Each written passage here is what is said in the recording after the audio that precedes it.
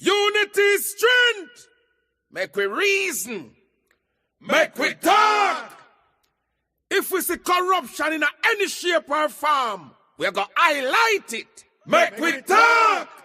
Jeffrey Tavares represents yard and broad and the entire diaspora. As long as it affects the life of our nation, uncover the truth, make we reason, make we talk. And we don't care about no vumva viva va, no upper echelon, nobody is not above the law. As long as it not help Jamaica, make we talk. Make we talk.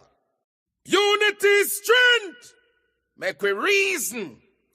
Make we talk. If we see corruption in any shape or form, we're going to highlight it. Make we talk. Jeffrey Tavares represents yard and broad and the entire diaspora. As long as it affects the life of our nation, uncover the truth, make we reason, make we talk. And we don't care about no vumva viva va, no upper echelon, nobody is not above the law. As long as it not help Jamaica, make we talk. Make we talk. Unity is strength. Make we reason. Make we talk. If we see corruption in any shape or form, we're going to highlight it. Make we talk. Jeffrey Tavares represents yard and broad and the entire diaspora. As long as it affects the life of our nation, uncover the truth, make we reason, make we talk. And we don't care about no vumva viva va, no upper echelon, nobody is not above the law. As long as it not help Jamaica, make we talk. Make we talk. Unity is strength. Make we reason. Make we talk. If we see corruption in any shape or form, we're going to highlight it. Make we talk. Jeffrey Tavares represents yard and broad and the entire diaspora.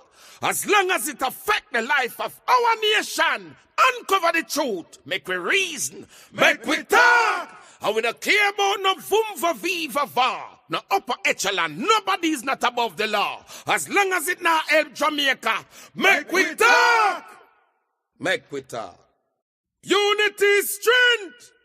Make we reason. Make we talk. If we see corruption in any shape or form, we're going to highlight it. Make we talk.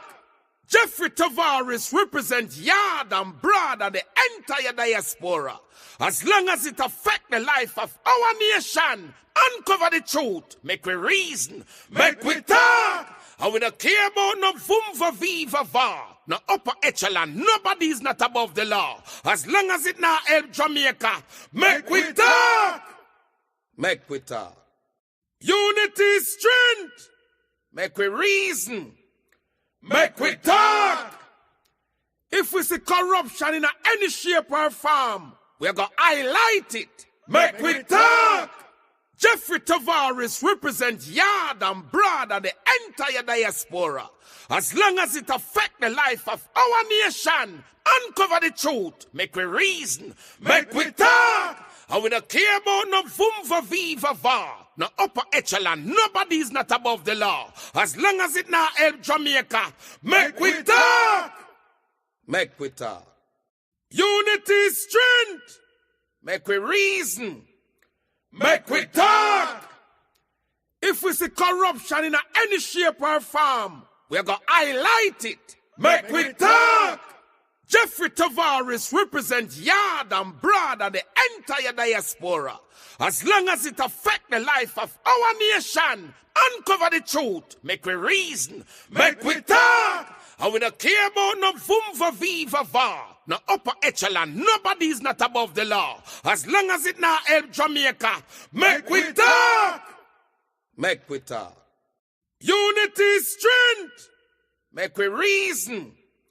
Make we talk. If we see corruption in any shape or form, we're going to highlight it. Make we talk. Jeffrey Tavares represents yard and broad and the entire diaspora. As long as it affects the life of our nation, uncover the truth, make we reason, make we talk. And we don't care about no vumva viva va. No upper echelon. Nobody is not above the law. As long as it now help Jamaica. Make we talk. Make we talk. Unity is strength. Make we reason. Make we talk. If we see corruption in any shape or form, we're going to highlight it. Make we talk. Jeffrey Tavares represents yard and broad and the entire diaspora. As long as it affects the life of our nation, uncover the truth, make we reason, make we talk. And we don't care about no vumva viva va, no upper echelon. Nobody is not above the law. As long as it now help Jamaica, make we talk. Make we talk. Unity is strength. Make we reason. Make we talk. If we see corruption in any shape or form, we're going to highlight it. Make we talk. Jeffrey Tavares represents yard and broad and the entire diaspora. As long as it affects the life of our nation, uncover the truth, make we reason, make we talk. And we don't care about no vumva viva va, no upper echelon. Nobody is not above the law. As long as it now help Jamaica, make we talk. Make we talk. Unity is strength. Make we reason. Make we talk. If we see corruption in any shape or form, we're going to highlight it. Make we talk. Jeffrey Tavares represents yard and broad and the entire diaspora. As long as it affects the life of our nation, uncover the truth, make we reason, make we talk. And we don't care about no vumva viva va, no upper echelon. Nobody is not above the law. As long as it now help Jamaica, make we talk. Make we talk. Good afternoon, good afternoon, good afternoon. We're listening, watching from around the world on the Eastern Caribbean. It's now a minute before 8 o'clock, a minute before 7 o'clock in the land of wood and water. It is a beautiful, beautiful Thursday afternoon here in Tampa, Florida. It's a beautiful afternoon in the land of wood and water in Kingston City, Jamaica, where we're listening, watching from Negril Point to Moran Point, and from around the world on the Eastern Caribbean. This is the Mek Wi Talk program. Welcome to everyone who's in the chat room. Welcome to everyone who is coming on. Remember to like, share, and subscribe. Like, share, and subscribe. Like, share, and subscribe to this YouTube channel. This evening or this afternoon, as we come on air, we're going to speak about something that is affecting Jamaicans who go overseas to work. And yet our government have Chinese nationals working in Jamaica without a work permit.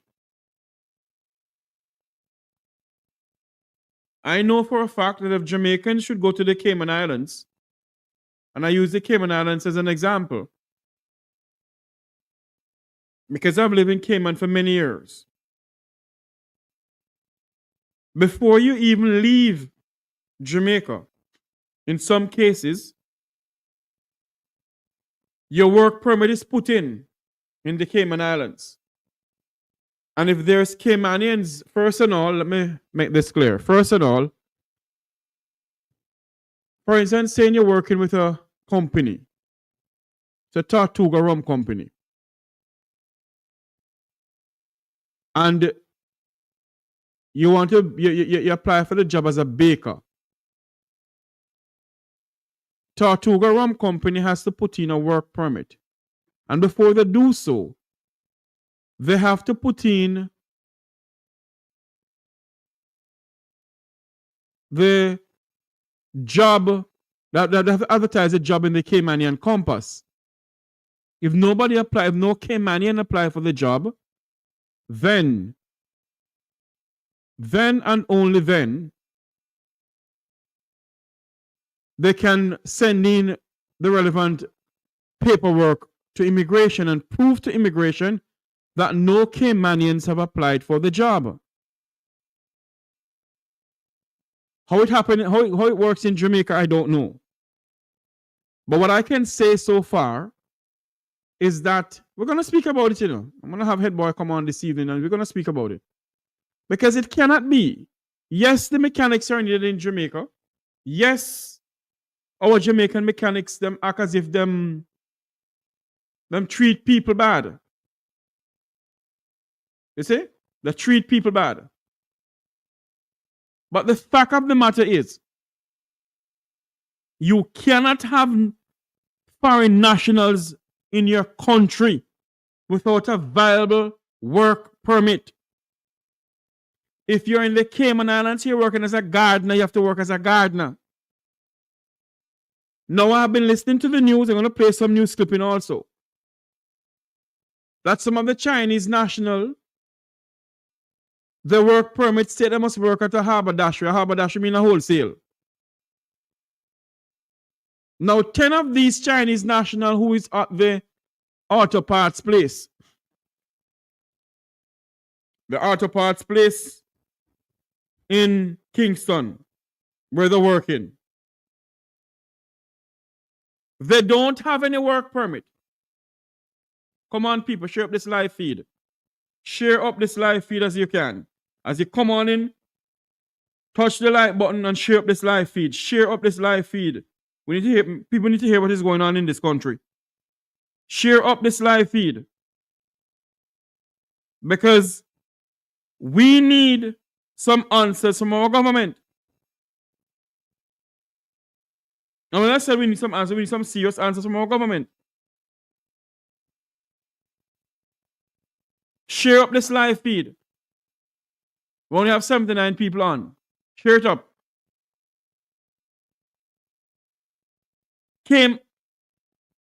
Chinese nationals open a mechanic store in Jamaica.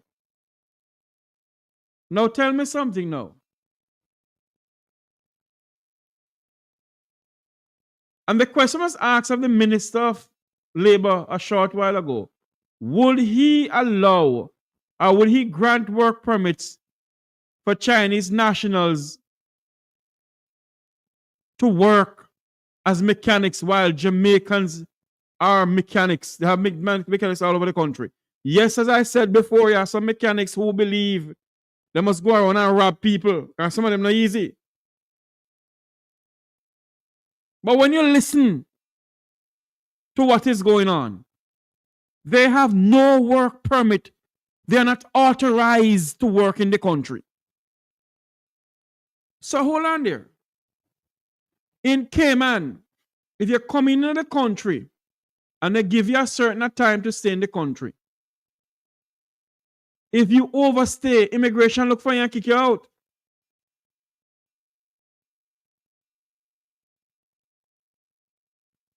So how is it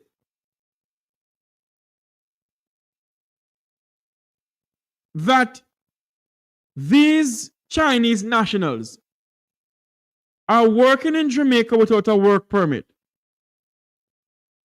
and nobody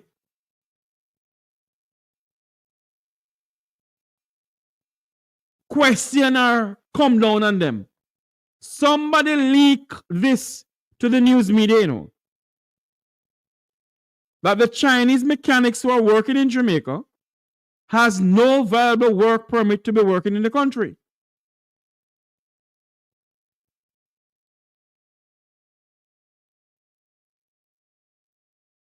The question must be asked of the immigration personnel and also the labor office in Jamaica. How is it and how many other Chinese nationals are working in Jamaica without a work permit? How many other Chinese nationals are working in Jamaica without a viable work permit?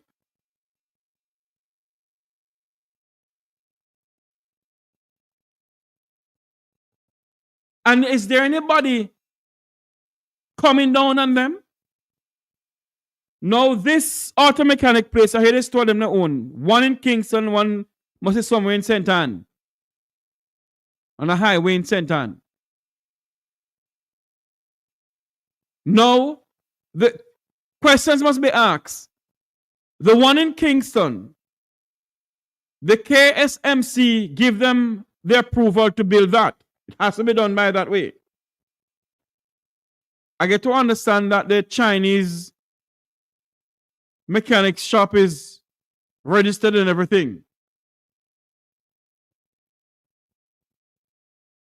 And the person who is the manager there, he has a work permit to work at a wholesale in Mandeville. Mama. He doesn't have a work permit to work as an auto mechanic. He has a work permit to work in Mandeville. I want you all to listen to something here. Make I find it here. Make I find this thing here. I want you all to listen to this. Because I don't understand what's going on in the land of wood and no water. Is this the right one? 1, 2, 3. I think this is the right one. No, social and political commentator. No. Hold on there. Sorry. 1, 2, 3. White News understands that the Chinese mechanics who work at the Wholehearted Car Services Company in Ferry Pen, St. Catherine, are doing so illegally. Our sources say not one member of the team of 10 mechanics working at the company are in possession of a valid work permit. Our sources say that up to news time, no application for work permits had been submitted on behalf of the men. Social media has been flooded with videos and comments by persons singing the praises of the team of Chinese auto mechanics at WH Car Services located along the growing industrial belt in Ferry Pen. Some users say the Chinese are a godsend, freeing them from having to deal with rapacious local mechanics who charge an arm and a leg for subpar services served up with bad attitudes. Motorists flood the WH facilities daily, literally. Several videos posted online show queues of motorists outside the main gate of the facility from as early as 3 a.m. Such is the demand for services that the management at the facility has had to restrict servicing to 30 cars per day. Despite this, scores of motorists descend on the location daily, hoping to be among the lucky 30. This is the line to get in there at 3 a.m. Let's see. We came yesterday morning and we did not get through. There was like 50 plus cars here. I think we have a better chance. 5:45 and I'm on no sleep. It's 5:44. I don't know where you get 5:45 from. I'm on 20% sleep. 20%? Yeah. You sleep longer than all of it. You sleep longer than all of it. Apparently, they're only taking 20 cars today. And Josh falls right. So hopefully Josh gets through. If you don't hear from me, that's because we're not approved. Because right now, one piece of spice on the house and a 3 man. But there's a slight problem, maybe a major one. None of the Chinese mechanics is permitted to be undertaking any kind of work in the island. The man who told both major newspapers that he's the manager of the facility, Ming Zhen Chen, says he has 10 mechanics working under his charge. Ming Zhen Chen says he has 10 mechanics working under his charge. Or sources say none of those mechanics holds a work permit. Okay. None of them hold a work permit. My question to the authorities in Jamaica is this. You see Chinese national build up an auto parts mechanic place to fix cars. You don't see one single Jamaican working in there. Not one single Jamaican mechanic is working in there. And that don't raise an alarm to you to investigate.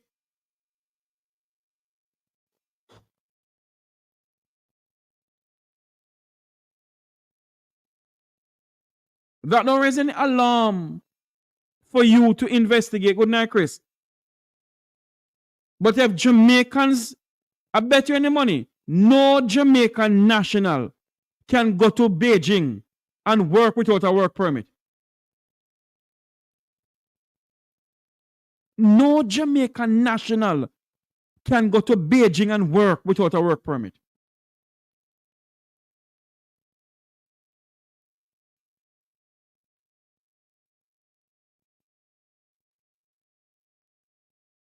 10 of them.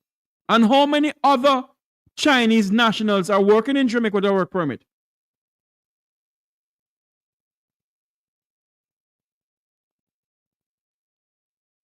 And how many Chinese nationals who have wholesales in Jamaica? How many of them have a work permit to be working at the wholesales?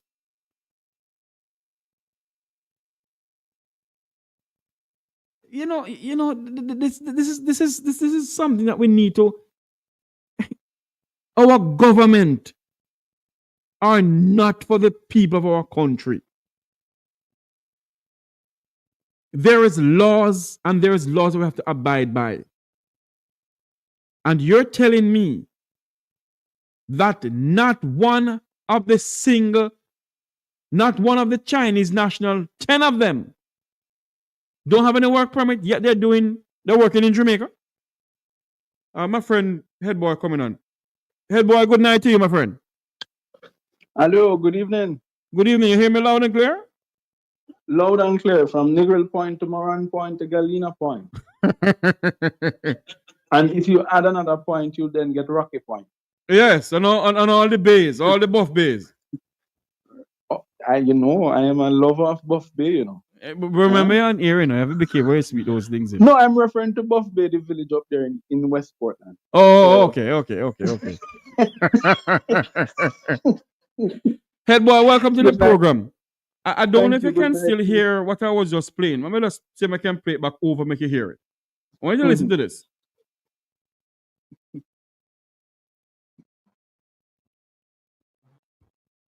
What's going on here?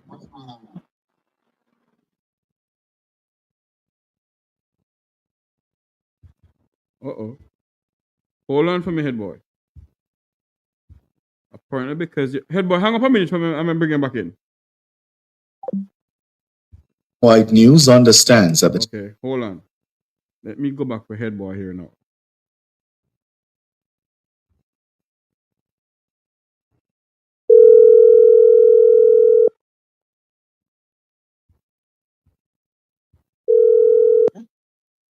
Yes, Jeffrey. Okay, because you're on the phone, this thing not gonna work with the audio. No problem. You can just no problem. We can run through. Tell me what the clip was about. No issues. Okay, the clip was about the Chinese nationals. The founder of Chinese nationals don't have a work permit to be working in Jamaica. No, the ones at the mechanic station, right? Mm-hmm. There's a piece of audio that I wanted to play also with the Minister of Labor speaking on it. Mm-hmm. So what I want you to do for me, can you hang up and listen to it and I will bring it back in? Yes, I can. Okay, do that for me. Because I want you to listen to the Minister of Labor. Okay. All right. Let us finish listening to this. Don't bring in the Minister of Labor and pick sense out of nonsense people. Don't go anywhere. Listen to us, please. Chinese mechanics who work at the Wholehearted Car Services Company in Ferry Pen, St. Catherine, are doing so illegally. Our sources say not one member of the team of 10 mechanics working at the company are in possession of a valid work permit. Our sources say that up to news time, no application for work permits had been submitted on behalf of the men. Social media has been flooded with videos and comments by persons singing the praises of the team of Chinese auto mechanics at WH Car Services located along the growing industrial belt in Ferry Pen. Some users say the Chinese are a godsend, freeing them from having to deal with rapacious local mechanics who charge an arm and a leg for subpar services served up with bad attitudes. Motorists flood the WH facilities daily, literally. Several videos posted online show queues of motorists outside the main gate of the facility from as early as 3 a.m. Such is the demand for services that the management at the facility has had to restrict servicing to 30 cars per day. Despite this, scores of motorists descend on the location daily, hoping to be among the lucky 30. This is the line to get in there at 3 a.m. Let's see. We came yesterday morning and we did not get through. There was like 50 plus cars here. I think we have a better chance. 5:45. and I'm on no sleep. It's 5:44. I don't know where you get 5:45 from. I'm on 20% sleep. 20%? Yes. You sleep longer than all of it. You sleep longer than all of it. Apparently, they're only taking 20 cars today. And Josh falls right now. So hopefully Josh gets through. If you don't hear from me, that's because we're running out of food. Because right now, one piece of spice on I have and a 3-man. But there's a slight problem, maybe a major one. None of the Chinese mechanics is permitted to be undertaking any kind of work in the island. The man who told both major newspapers that he's the manager of the facility, Ming Zhen Chen, says he has 10 mechanics working under his charge. Or sources say none of those mechanics holds a work permit. Where Chen is concerned, or sources say he does indeed have authorization to work in the island. However, it's understood that his permit is for work at a wholesale establishment in Mandeville, Manchester. Or sources say following the excessive media coverage which the garage has attracted, Labour Minister officials and other state agents visited the facility to inquire about the status of the Chinese workers. It's understood that they were told by Chen that the workers had paid a man who claimed he could process the work permits for them. The workers could only give the authorities a first name for the man, along with an 876 phone number. Or sources say state agents have been calling the phone number for days without success. Nationwide News, Colonel Charles Jr. for a comment. Minister Charles's office says he will address the issue during Nationwide's cover story this afternoon at 5:30 p.m. Wide News. All right. I'm going to bring in back Head Boy here because we need to discuss this. This is one of the most, I don't know how to describe this. You have people working in the country without work permit. And do you know what Jamaicans have to go through overseas to get a work permit? And our country allow nationals, other nationals to come in and work. I'm not talking about Caribbean nationals, because Jamaica signed on to some of the free trade and economy, where, CARICOM and so forth. Not talking about that. What I'm talking about, if you have people like from China. Yes, Jeffrey. Yes. Your views on that, what you just heard, sir? No, it is. First of all, let's go back up to the first point. So the operator, his name Ying Zheng. Yung Zheng Cheng, Chukuleng Cheng. Right. He does not have his permit says that he's an wholesaler in Mandeville. There you go. Right? So that's the first breach. That's one. Two, the 10 workers that are working there allege that they have applied for work permit. By the way, do you know it is the duty of the employer to look about work permits for his employee? But hold on there now. Hold on there now, Head Boy. Stick up in there. If Yung Jing Cheng has a work permit as a person working at wholesale, under Jamaican law, Yung Jing Cheng can't take on the work permit for anybody else, Absolutely, because he's a worker, not an employer. But in the name of Jehovah Jireh. That's one. Go ahead, sir. Two, I was heading there. Two, so he's an wholesaler who should be in that but based upon it, he said he's an employee. He never said he's an employer. Mm-hmm. Yeah? So you're right. He should not be, he don't even have the permission to take out. But the dopey story, if you want to call it, these guys said them talk to a person on a first name basis. First of all, let me tell you the Chinese, they're very smart. Yeah? They are not going to have no backdoor dealings with Frank and don't know Frank's full name. No. Yeah? Mm-hmm. I know them. So this dopey story don't make any sense. And then the number that they're calling, I want to suggest to the Ministry of Labor that the number they're calling is for a Chinese that actually in China. Yeah? No, hold on there. They said that the number has an 876 number, but what I want to, what is a 876 air code? What I want to say, though, head boy, is it that there's somebody within the Ministry of Labor and Social Security doing some hanky-panky? Well, it's been known for years that the Ministry of Labor and Social Security is one of the ministries that a lot of nonsense occur under. Yeah? And that work permit thing, but let's even look at it from a broader perspective. Even I am saying, no, these guys are not stupid. Right? They would not pay an individual. First of all, you don't pay an individual to look about a work permit for you. You go up to the Ministry of Labor. Yeah? And you fill out the form. The company you're working for is supposed to do it. Exactly. And why, what's his name, couldn't do it? So we're going back to the point you raised. The employer could not do it for them because he's not, maybe he don't even want the Ministry of Labor knows him involved in business. So is it begs us, but it begs us the next question: is this business a registered business? Well, based on what I'm hearing, it is a registered business. The Company Office of Jamaica has it as registered, to what I'm hearing. Yeah, but how could the Company's Office incorporate a company for somebody who is not authorized to run a company, but to be a sole worker? Are you understanding where I'm heading at? Very good question. Yes, I know where you're heading. This is one thing I understand it. So first of all, when you go to Company's Office to incorporate a company as a non-national, meaning somebody not born in Jamaica.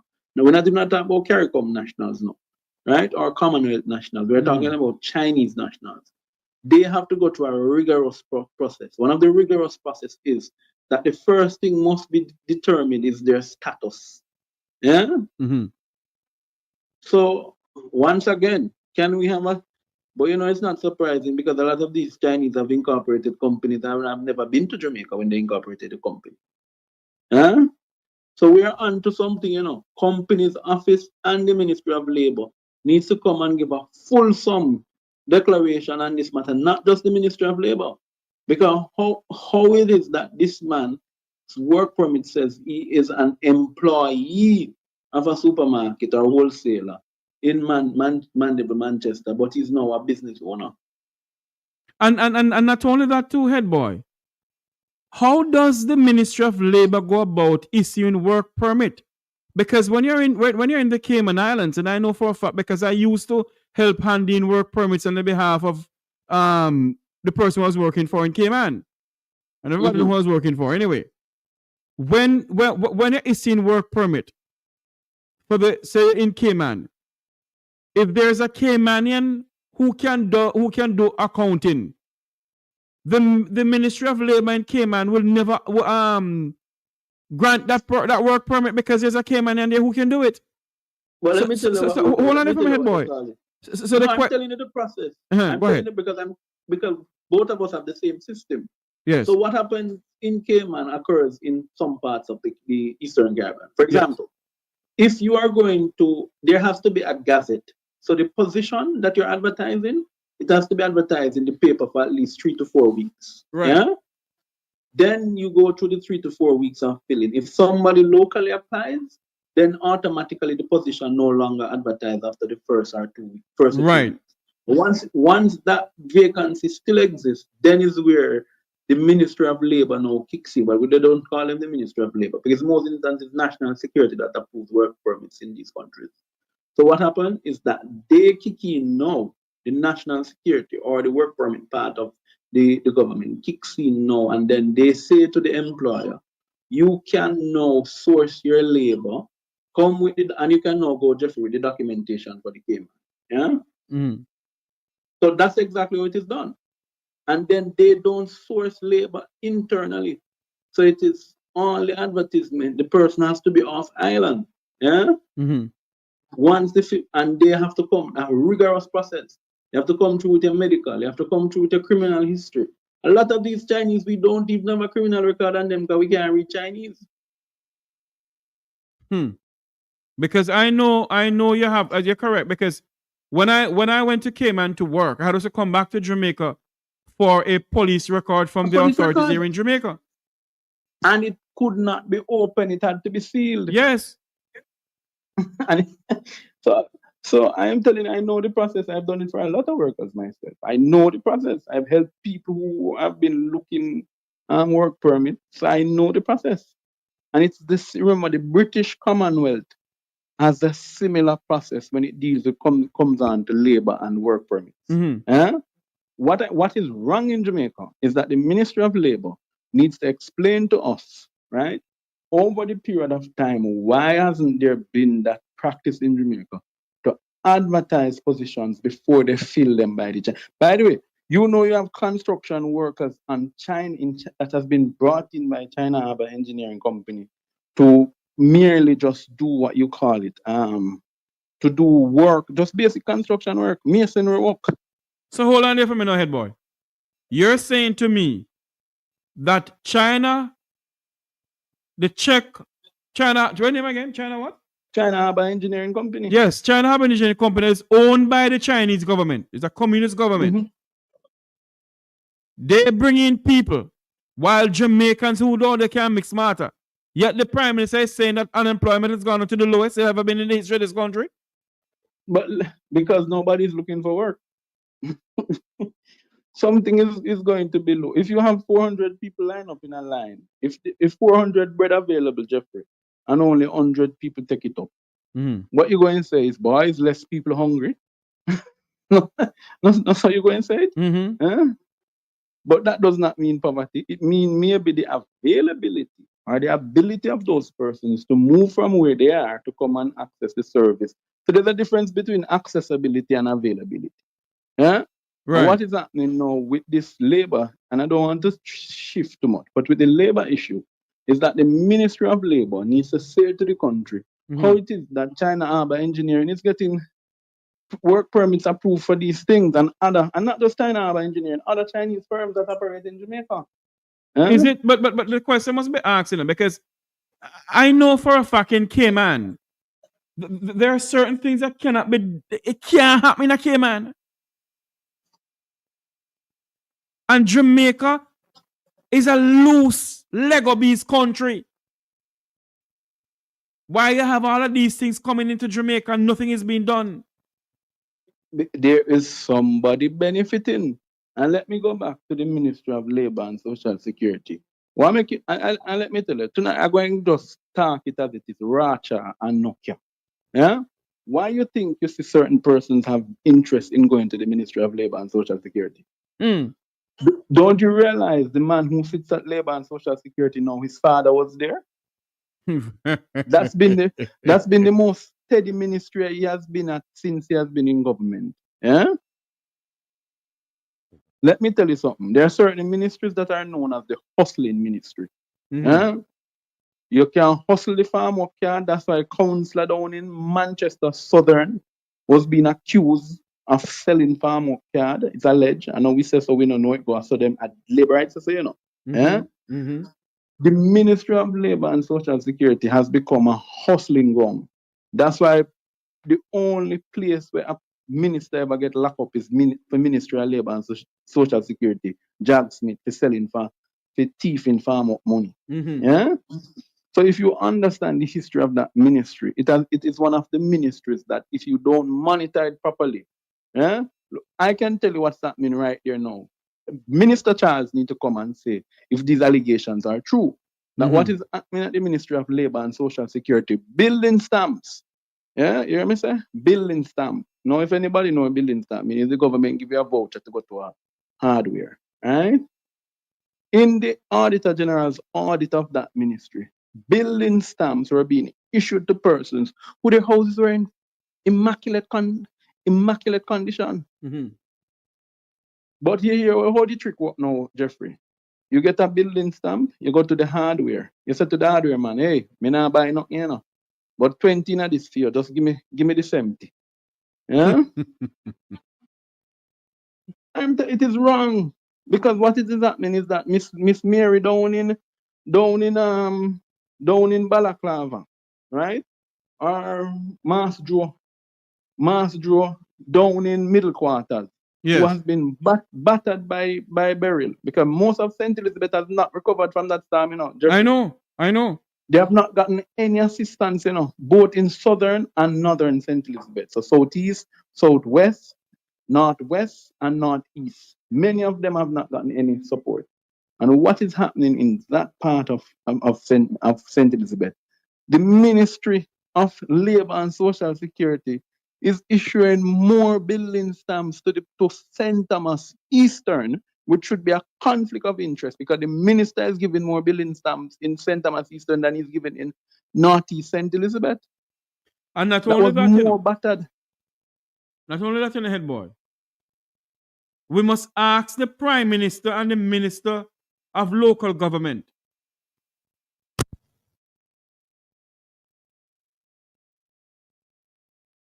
In Jamaica, but she's the premier.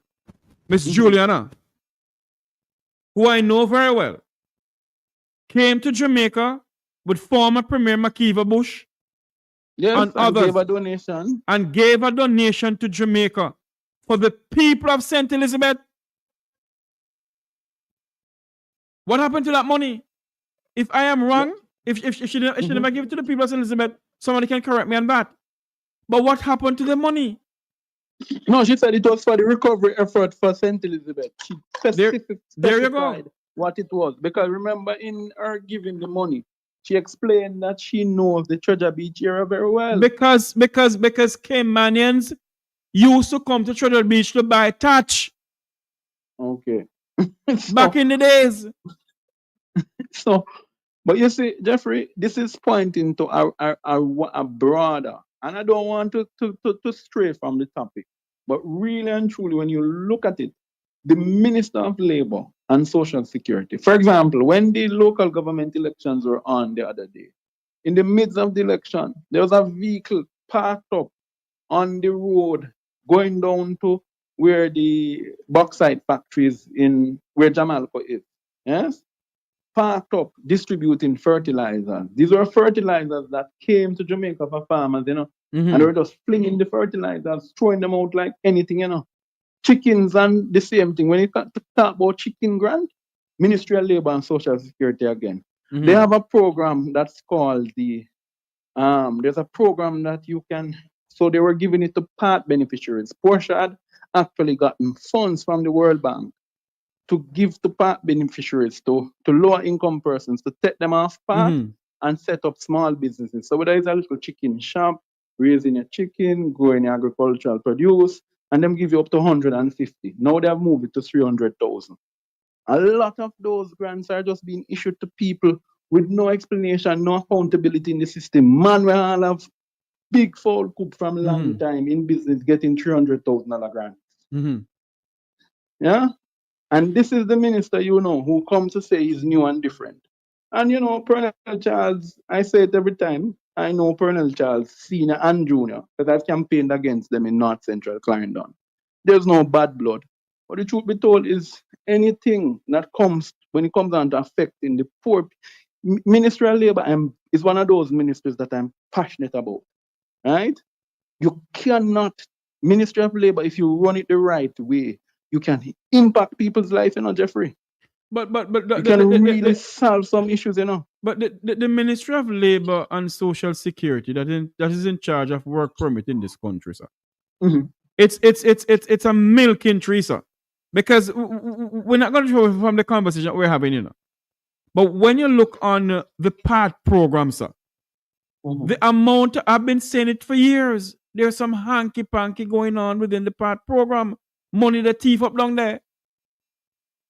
And what I would advise Mr. Hines, who's the opposition spokesperson on Labor and Social Security, is order forensic audit if and when the PNP got in. Because there's some hanky-panky going on the Ministry of Labor. No, I can tell you that the PATH program is going to be restructured. Yeah? And I can tell you this, that the PATH program may not need to be in existence for a long time. Because if you realize what is going to happen, how the PNP intends to restructure its budget or reimagine its budget in terms of the school feeding program, right? A bulk of those resources will come from the PATH program. Yeah? Because the reality of it is, why are you giving children five meals a day and still paying for food for them at school? That makes no sense. You with me? Yes. So you can then, so virtually you are going to have a phase in, and I'm not speaking for the PNP, but it's how I see it. Yeah? Because it's just logical reasoning. You will gradually phase out the PASS program into a more reliable and structured. If you're giving them transportation, what is the purpose of giving them the subvention? You see what I'm saying? There's no need. You cannot, and I am one of those who will say, if those things are done and done properly, then we can phase out PASS. Yeah, because we cannot become a welfare state fully.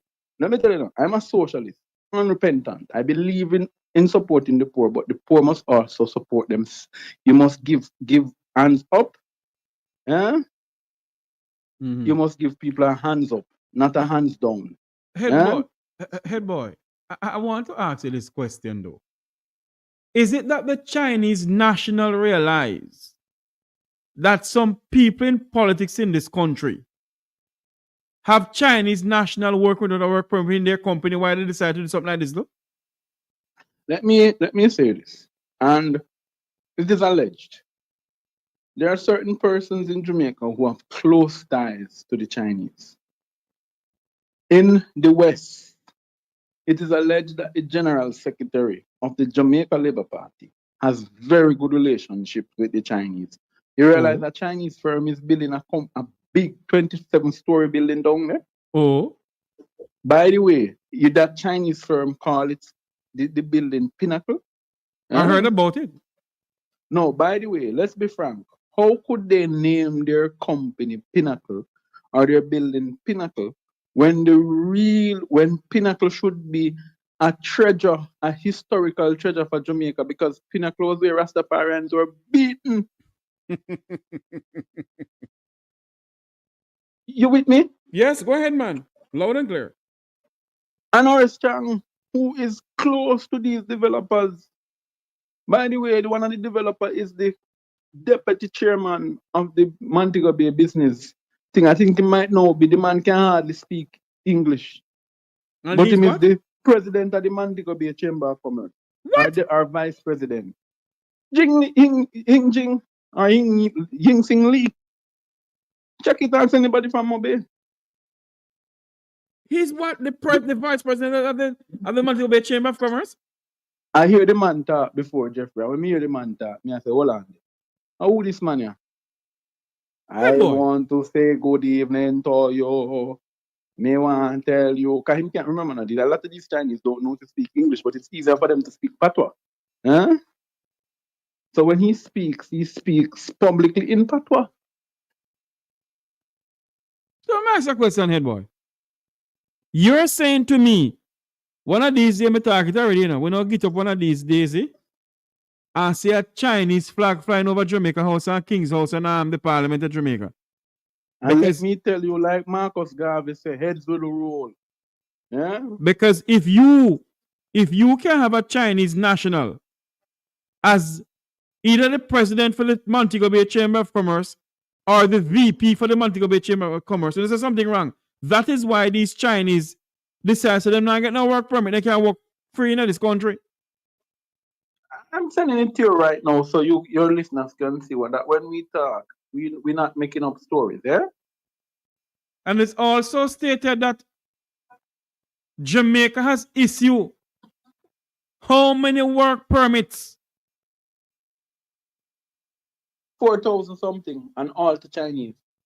80% of it was to Chinese. Under the Foreign National and Commonwealth Citizens Employment Act of 1964, foreign nationals who wishes to work in Jamaica must first apply to the Ministry of Labor and Social Security for work permit. A total of 4,583 applications were received by the ministry in 2022, an increase of 2.9%. And of that number, 2,640 were renewal, 1,943 for new work permits. And look at the categories. There's a category. Look at the categories. Where is the category? Go down in the article, you'll see they break it down as what each of them was for.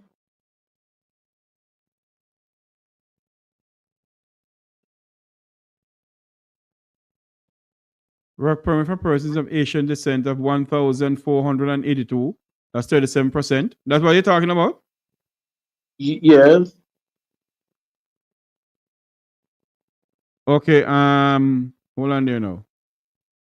For persons of content of Asian descent, 1,482, that's 37.8% of work permit applications were for Chinese national, followed by Indian national, 17.7%. Mexicans accounting for 6% of a total approximate of work permits. Am I reading this thing correctly? Mm-hmm. Where the moment they go along here? But the categories go down more. It not start yet. Where's the categories? I'm not seeing it. They're going to tell you exactly. Okay, let me pull up the article and tell you where it is. Because I would have sent it. Let me see now. Bear with us, people. Bear with us. I'm trying to find. You find it yet? Because I'm trying to find it here. I'm bringing it up back, Jeffrey. But you have just scroll down to almost to the last end of the article. You see what happened? The newspaper on here bringing some what they call it, advertisement. Yeah, but just tap it off and then you can close it. Okay, hold on. My thing, for some reason, why is this thing taking so long?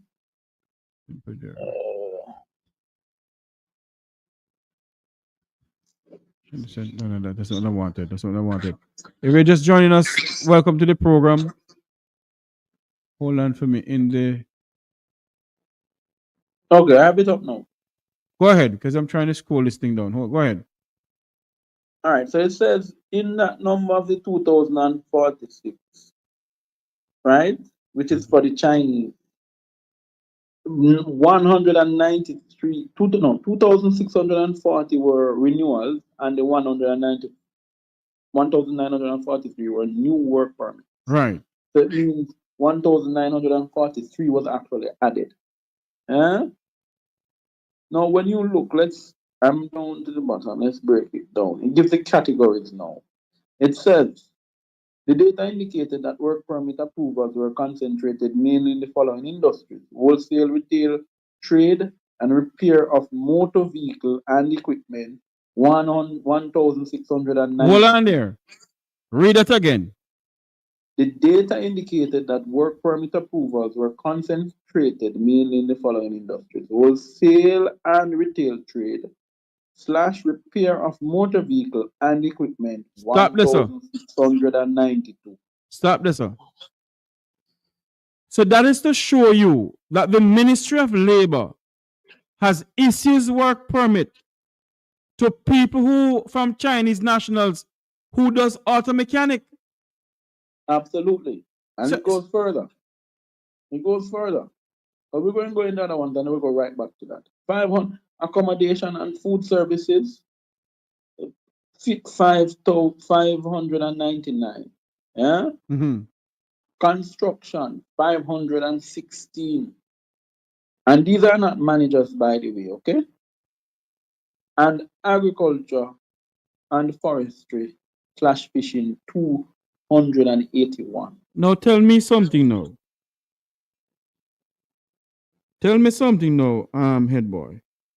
Why the hell, if I can use this word on YouTube, when you don't copy it, when you don't strike this channel here, why the dickens the Jamaican government is giving work permit to Chinese national for agriculture and fishery? Why the Jamaican government is giving Chinese national work permit from auto mechanics? What is going on in this country? But I want to broaden the conversation because off here we had a discussion around the same thing here, Jeffrey. Yes. And I'd raise the points with you, and I don't want to forget it.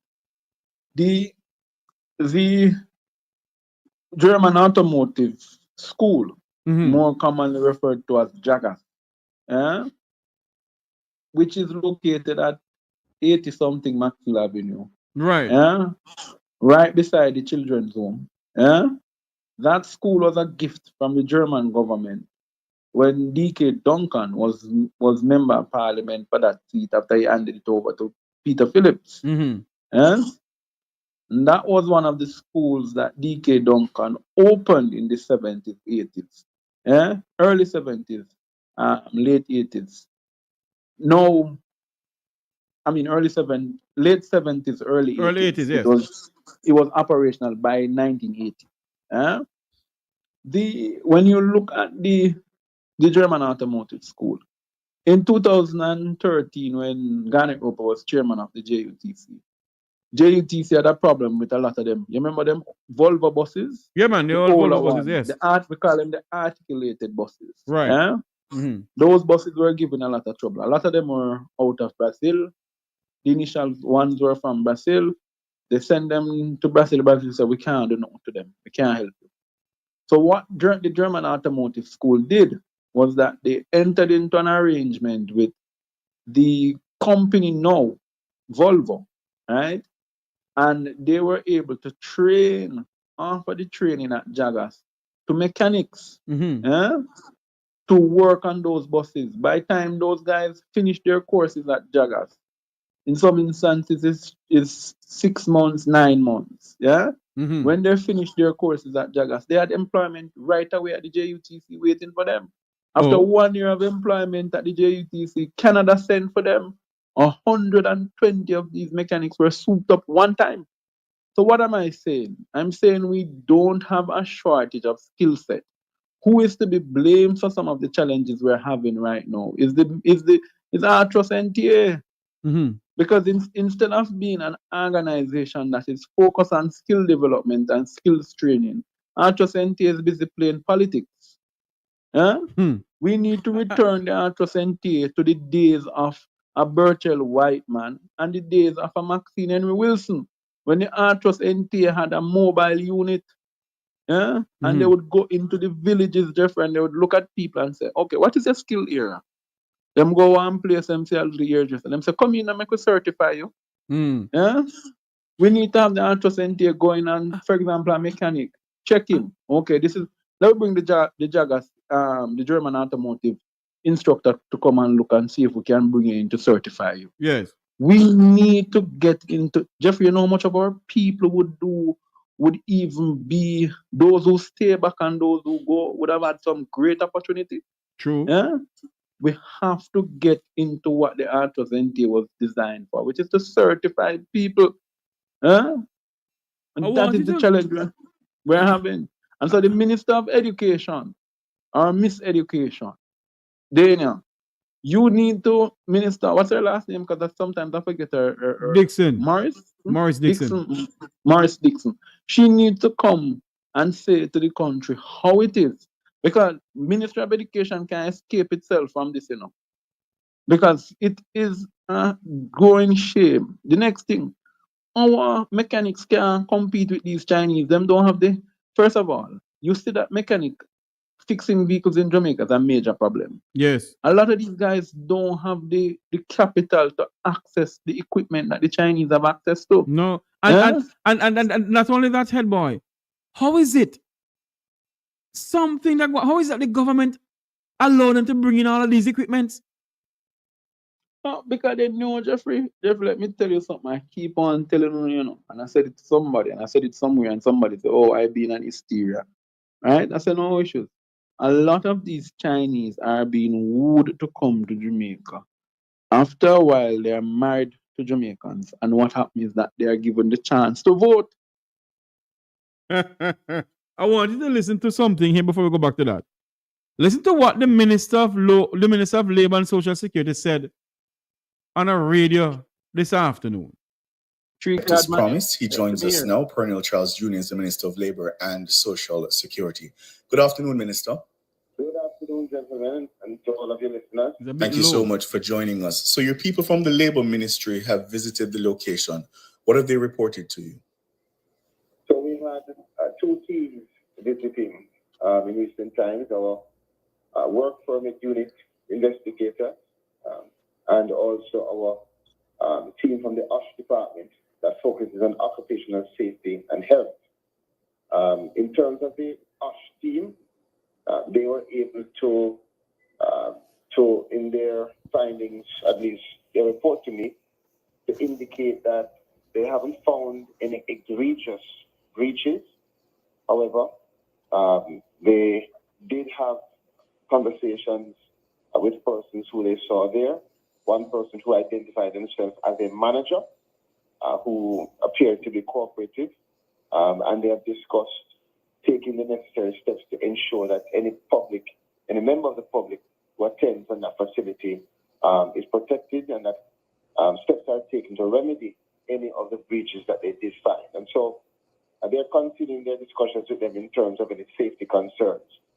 More importantly, as it relates to the work permit issues, we have been able to, at least at the preliminary stage, conclude that there is one person who was identified whose name is attached to a work permit relating to a haberdashery, and possibly another person who is connected to the same haberdashery with a work permit. But the investigations relating to other personnel are ongoing. We are in the middle of an active investigation, and so we can't speak to the specific status of those individuals. But what I can assure you is that it is a cross-cutting investigation, and we are examining all aspects, including documentation, legal status.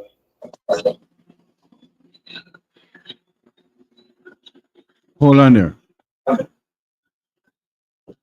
What's going on here?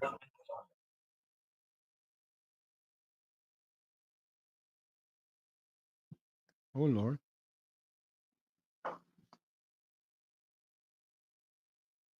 I don't know what's going on here, head boy. Hold on a minute from head boy.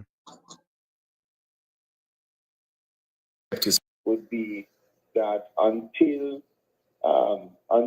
we can conclude positively, or until all of the or whatever breaches, if any, that are identified are rectified, that they should not be operating. And that's again why that the names that we have received are actually the persons to whom they are connected. Right. It is why I say to you that it is difficult from a technical perspective to indicate to the public conclusively, because a part of the investigation requires us to confirm identity. Mm-hmm. So Fair. we know the names and we know what those names are connected to, but we are continuing the investigation to ensure that everyone who says they are actually is who they say they are. But hold on there for me now, head boy. Listen to this. You and I know that when a work permit is handed in, you want to apply for a work permit, a picture of head boy and a picture of Jeffrey Tavares is on the application, isn't that so, sir? Absolutely, and not only that, not just a picture, but also your passport, your bio page of your passport. Thank is you. added in as well. So, with the minister coming and telling the nation this evening that they're still investigating to identify who these persons are, who that person is utter rubbish. It's rubbish. This is somewhat what he's saying. Yeah. But as those investigations continue, Minister, what does that mean for the operation of that particular business? Well, that's why we were very careful to have our OSH team, which is the team of competent investigators who go in to make sure that through their observations that the public is safe. But as I said to you, it's a cross-cutting investigation that includes other agencies, and everything that we are observing and our assessments.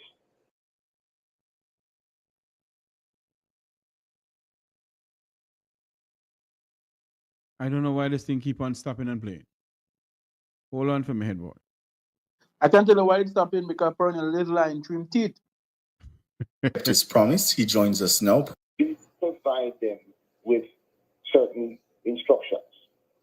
among those instructions I know would be that until we can conclude positively, or until all of the or whatever breaches, if any, that are identified are rectified, that they should not be operating.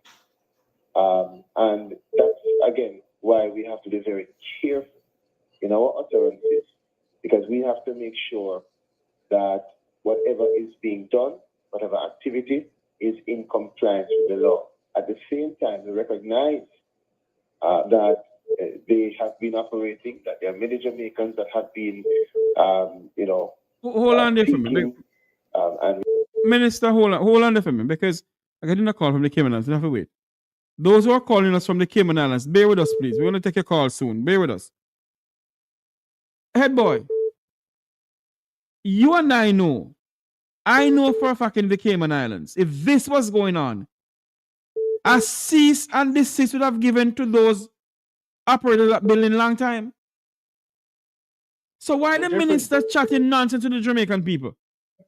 Jeffrey, that is in the labor law. The Ministry of Labor has the ultimate power to lock down any business enterprise for breach of labor relations, which includes a work permit. I don't understand this.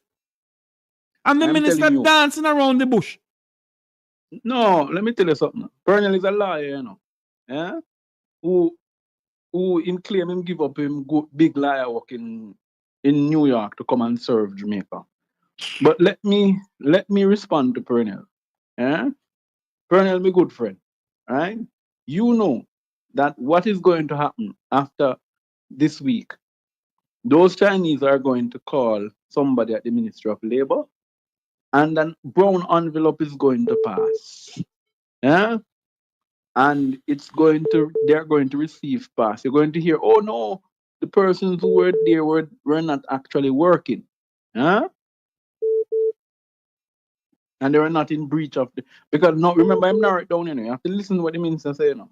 Him say, no, from what we gather, the persons there, they have permit, but they were not permitted to work there. That's essentially what he's saying, you know.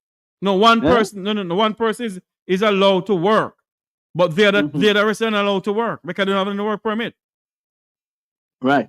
But I'm saying, if that is the case, why not shut down the entire entity? Something not go up, something not right, something not right there. Somebody has their claws or their mouth, the belly is being filled from this. I'm telling you what is going to happen. The brown envelope is going to pass because he's talking about OSHA, which is occupational safety and hazard. Yeah? If that team passes them to say, okay, there's no occupational safety hazard, that is not the final decision because nobody's asking about the safety over there now because the Chinese smart. They're going to build something that is going to be of a certain standard. Yeah? Yes. That's one. So the occupational issues is not what the public or what is the major issue. The issue is the work permit. So it means just creating a smoke screen. Yeah? Because, and let me show you how the different approaches to ordinary Jamaicans. You remember Sister Alice? Yes. And I'm not here defending Alice, but you saw how other crab vendors had to suffer because of one action. Right. Why them can't do the same? Why them can't just lock down the same thing like when them did lock down crab search? You know something, head boy. Because poor Jamaicans were involved in that. These Chinese, I tell you, Jeffrey, they will be able to by Monday morning, an envelope will be sent to who? And you will not, this is going to die a 9-day wonder. You want to bet me? Jamaicans. The biggest money launderers in the Caribbean are the Chinese, and I have made no apologies for it. Huh? No apologies. And they don't bank their money, you know, Jeffrey. We all know that. So how do they get their money to be saved if they don't bank it? Where do they send it? So it must be that they're moving raw cash. And you know something, head boy. The mechanics in Jamaica, if they had been treating their own Jamaicans could, you know. This wouldn't happen, you know. No, I agree with you, Jeffrey, but I point out to a wider problem. Mechanics from Jamaica. In Barbados, they're sought after dime and a dozen. In Antigua, in the BVI, in Cayman. Most of those mechanics are Jamaicans, you know? Yes. So what am I pointing to? I am pointing to the access to tools of trade. Our mechanics should be treated fairly, where they must be seen. They mustn't just say that. Remember, now, we have had this thing, you know. If you ever tell them you want to be a mechanic, I'm going to be close. Same like farming. So it needs to be treated as a business so that you can give them the reduction and duties to bring in equipment. Because if we're serious about transportation and serious about mobility of people, you have to look at what happened. That's why across the country, have so much old vehicle park up all over the place. Yeah, dirtying up the environment. But what I am saying, if they are gonna have an auto mechanic shop, get Jamaicans who are mechanics in there too. I'm not Chinese, sir. You don't come to the Chinese with them nonsense. The first thing when China they're gonna get in a work permit in my country then. The first thing when China have engineering company started some of the construction work in Jamaica, in some of the major highways. The first thing they negotiated was that they must have a 60-40 quota of workers. You hear me, sir? Jesus Christ. Tell anybody in the JLP or the PNP to come tell me otherwise. Yeah? They must have a 60-40 quota. Yeah? And not only that, they bring in ordinary persons. A man that don't even have an engineering degree. Yeah? And say that he's an engineering manager or a project manager. But you have young Jamaicans graduating from UTech, right? Studying engineering, studying project management, and can get a work. But these guys from China can come down with them fake degrees, yeah? And some of them don't know nothing about engineering, but get them positions. And it's being paid handsomely. Yeah? My God in heaven. And I don't want people to think I'm anti-Chinese. I'm not. Yeah? There is a place for the Chinese in Jamaica because historically we have not. There are Jamaicans who are of Chinese descent. Yeah? But what we need to do is we need to think Jamaica first. And if we're going to think Jamaica first, what should have been happening is that there should have been investment in some of these areas. But hold on the head, boy. Let me give you a scoop. You know, I believe it's somebody is a big man in Jamaica calling the Ministry of Labour upon them, meaning a competitor. But because my information tell me 2 of the largest mechanic places in Kingston that deal with vehicles that bring in parts. Because what the Chinese were going to do, you know, don't think that these guys are only going to be just doing mechanic repairs, you know. Them gone in the parts business. Yes, they're gonna build an auto parts place too. So in other words, they're gonna lick out Toyota Jamaica to business and other companies. You remember somebody that said if you don't check us, it hurts. Huh? But head boy, they were going to hurt somebody. But head boy, but I say this to you. When I see all of this going on in this country of ours, and we're gonna take some calls. Christopher, we're gonna take some calls. Just bear with us, please, because I have head boy on the phone. He's not on he's not in the studio tonight. We're gonna have him he's on the phone with us. So we're gonna take some calls soon. Let me wrap up quickly and then allow the calls, because you know I like to hear the calls. So okay, go ahead. Offline for the calls.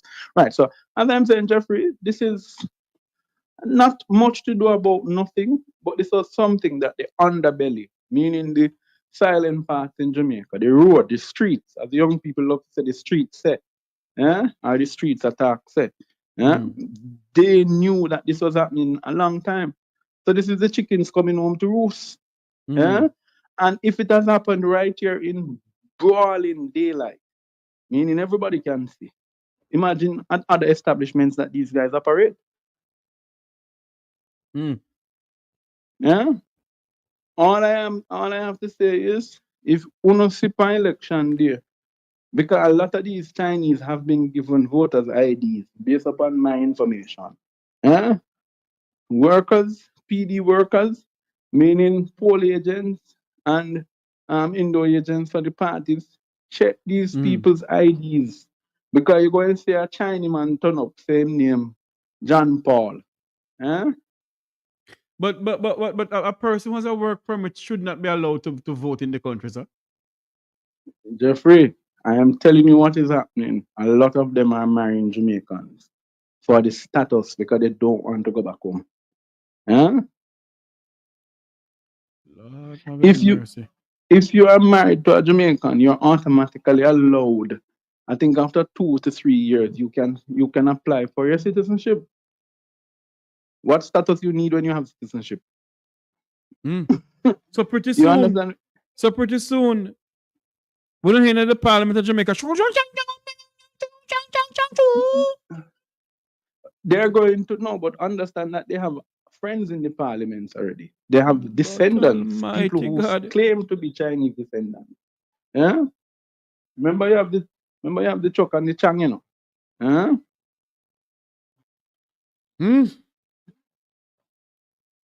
The country is in crisis, you know. Well, Jeffrey, it has never gone. This is not new for Jamaica. This is not new for Jamaica. But all I'm saying, we just have to tidy up the process so that we're not being disadvantageous to our own. Yes. And I'm not somebody who said people should not be given the chance. If a man have the skill set and he can work, allow him to work. Yeah. Everybody deserves a chance, but you have to do things in a right way. Yeah. You have to do it in the right way. Anyway, Jeffrey, let me listen to some callers. Yes. Yeah. And Indeed. all the best to you and your listeners that are listening offline. Yeah, man. Thanks much. All the best, brother. Okay. Good night. Welcome to the Mek Wi Talk program. You're live, Cayman Islands. Yeah, good night, sir, Jeffrey. Yes, you're calling from the Cayman Islands. Go ahead, sir. Yeah, one question I want to ask you. Right? You want to tell me, sir, a man can come to your country. I'm not hearing you clearly, sir. You're muffled, sir. Are you using a earphone? Let me call about that. Okay. The number to call into the program is 954-529-8030. Do you think Chinese nationals should be working in Jamaica without a work permit? Or do you think that they should give them the authority to work or to open an auto parts place or a mechanic shop while Jamaicans are mechanics themselves? The number to call is 954-529-8030. Chris, you can call. Chris, call back in now. No? You were calling me earlier on. 954-529-8030. Good evening to my good friend Walking in Divine Purpose. How are you doing, darling? Good night, Sir Sam. Welcome to the program. You're live. Yeah, good night, Mr. Tavares. I said one at on the line. In 2005, right, CARICOM signed agreement with the Chinese company to build the stadium across the Caribbean for the 2007 World Cup. And in that agreement, 40% of the employees is from China and the rest from the country. After 2007 World Cup, and the Portmore Toll Road and Vineyard Toll Road start built by a company out of France. They start the highway in between the North-South Coast Highway, right? North Coast Highway. And the French company have a problem. Bruce Gordon was the prime minister at that time. Bruce Gordon get China Harbor to finish those projects. When Portia Simpson Miller came in power, she retained the same company, and that agreement was kept 60-40 the same way. Lately, under Bush and Andrew Wilson's government, that policy abolished. Right? The Chinese can bring in an amount of people, come work on construction and road. Because as contact them, the Jamaican workers they are lazy. Right? But there's a bigger issue. China is the second largest country Jamaica import from. Mm-hmm. So Sam, we have some more people calling, so make it for me now. Give me 2 more minutes. I want to tell you something. Yeah, we're going to wrap up. You know that China is the only country that Jamaica don't export to? But that top 5. Mm-hmm. Do you know that? I want to do research on it. Yes. China is the only country we does not export anything to. All right, sir. Okay. Thank you very much. The number to call is 954-529-8030. Like I call back Sir Chris here who was calling us. 954-529-8030. Hey, Jeffrey. Hey, Sir Chris, what's going on? Hey, how you doing, man? Well, you know, Jeffrey, I want to make a couple of points. Sorry, head boy, not on the call. No, he's not in studio. He was on a telephone call with me. What I wanted, we kind of have to go back to come forward. And let me say this about the Chinese. They're very adept at exploiting situation, as you see with the United States. No, what did the Chinese do? When Nixon went to China in the 70s, they said, listen, if you want to come in and have access to our market, you have to coexist with the local companies here. That means you have to be in business with a local company and you have to transfer your technology to that local company. And that's how China made the leap in 50 years to catch up with the West. We could have done the same thing in Jamaica. We could have said to the Chinese, okay, you're coming into Jamaica, but every Chinese you have to take an apprentice. That 10 mechanic could have 10 apprentices working beside them. That's how the Jamaican government could leverage that kind of situation. They're not going to do that, Chris. They're not going to do that, Chris. Because you know why they're going to do that? They have to name a food out of the Chinese, you know. But this is what we do as black people.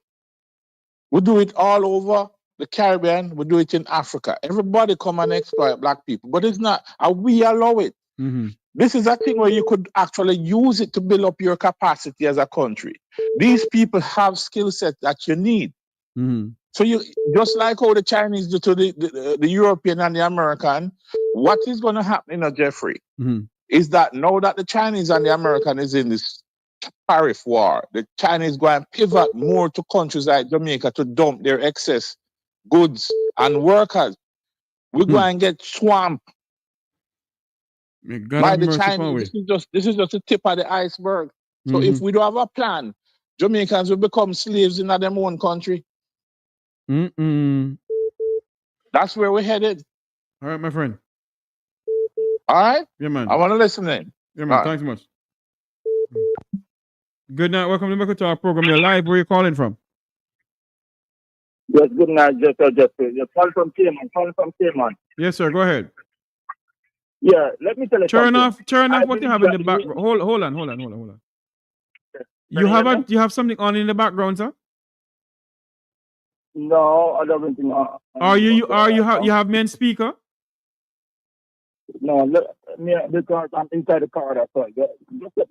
Take it off. Okay. Take it off the Bluetooth in the car and put the phone in where it is, no man. Okay. Yeah. Okay. Can you hear me now? A little bit better. Can you hear me now? Go ahead. A little better. Go ahead. Okay. Yeah. So what I'm saying, the minister is trying to blindfold the future.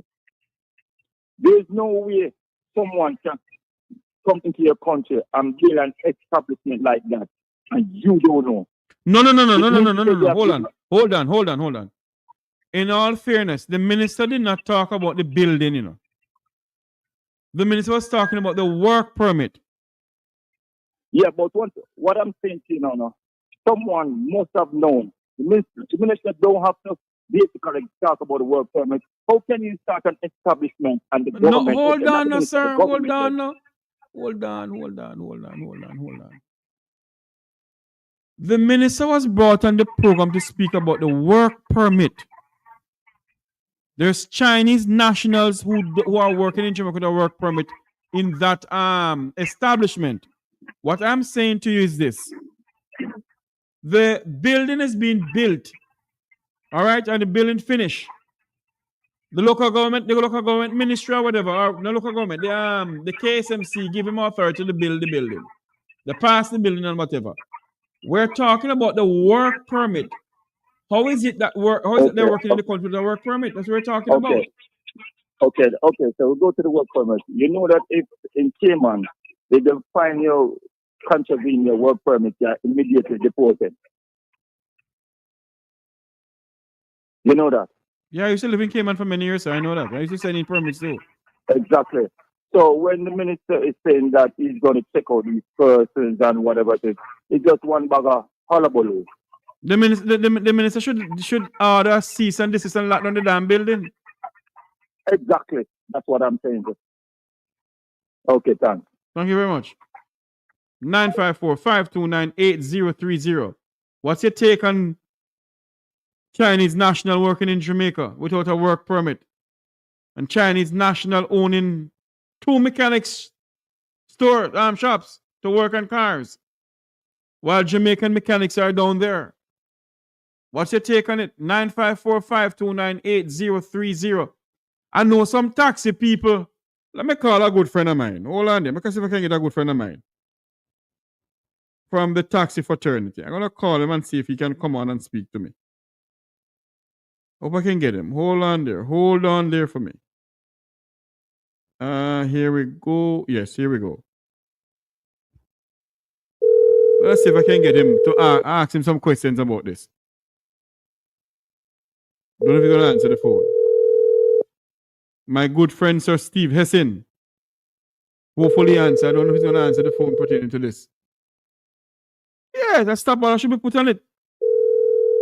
But they don't put on the stop order on anything. They allow it to continue. You know? Now getting my good friend. I wanted to ask him about this. The number to call into the program is 954-529-8030. The minister is beating around the bush. The minister cannot tell the Jamaican people if he... Oh, there was another call that was coming in. Let me get this call here. If he can... if he will give a cease and desist order to the Chinese mechanic store. You think that if this was in the Cayman Islands, it could continue? Number one, Cayman is going to take to the streets. But because the Jamaican mechanic allow this to happen, because they're the one who make people do what they want to do to them.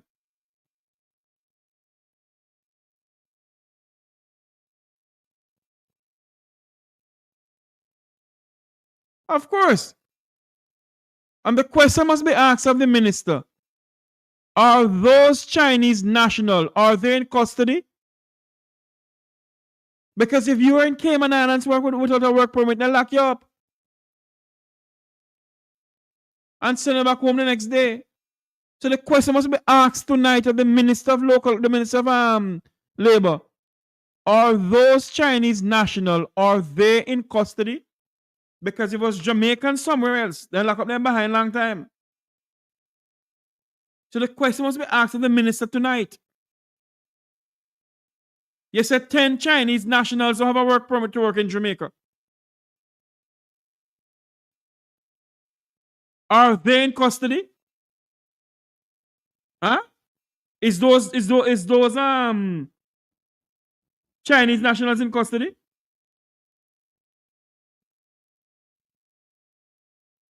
That's the question we're asking tonight. And the minister can't address the situation as saying, did you send a cease and desist order? Did you?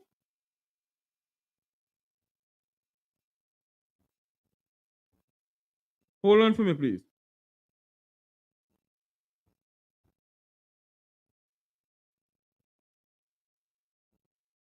Good night. Welcome to Mek Wi Talk program. You're live.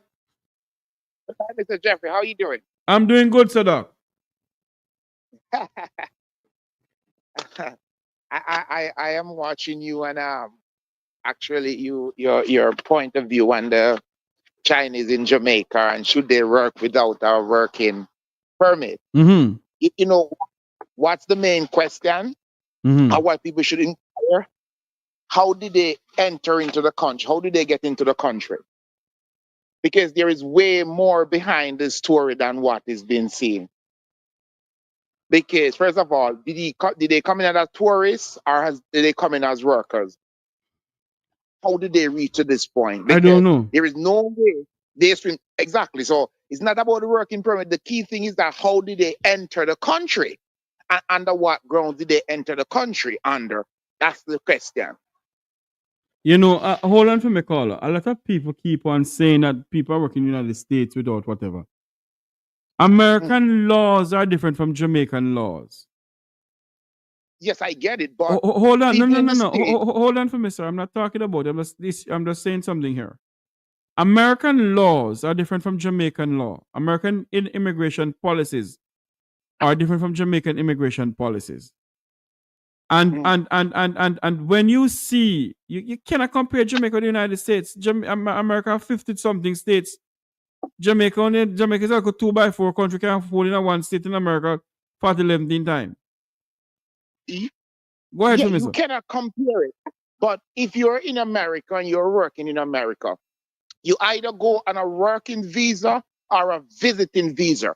So if you're caught working in America on a visiting visa, it's immediate deportation. So no question have to be asked. So that's what I'm saying. How did they come in? Did they come in on a working visa or did they come in on a visiting visa? That's a very good question. Because that's the key thing you have to ask. It's not about they're working without permit. Did they come into the country legal or illegal? And what grounds did they enter the country under? Because Jamaica is full of plane land in Jamaica. Nobody was in the plane, but all the cargo is gone. A container end up on an ocean in Jamaica with chicken. It's not about. There is a lot of things behind it. So I have no problem with the Chinese working in Jamaica, you know.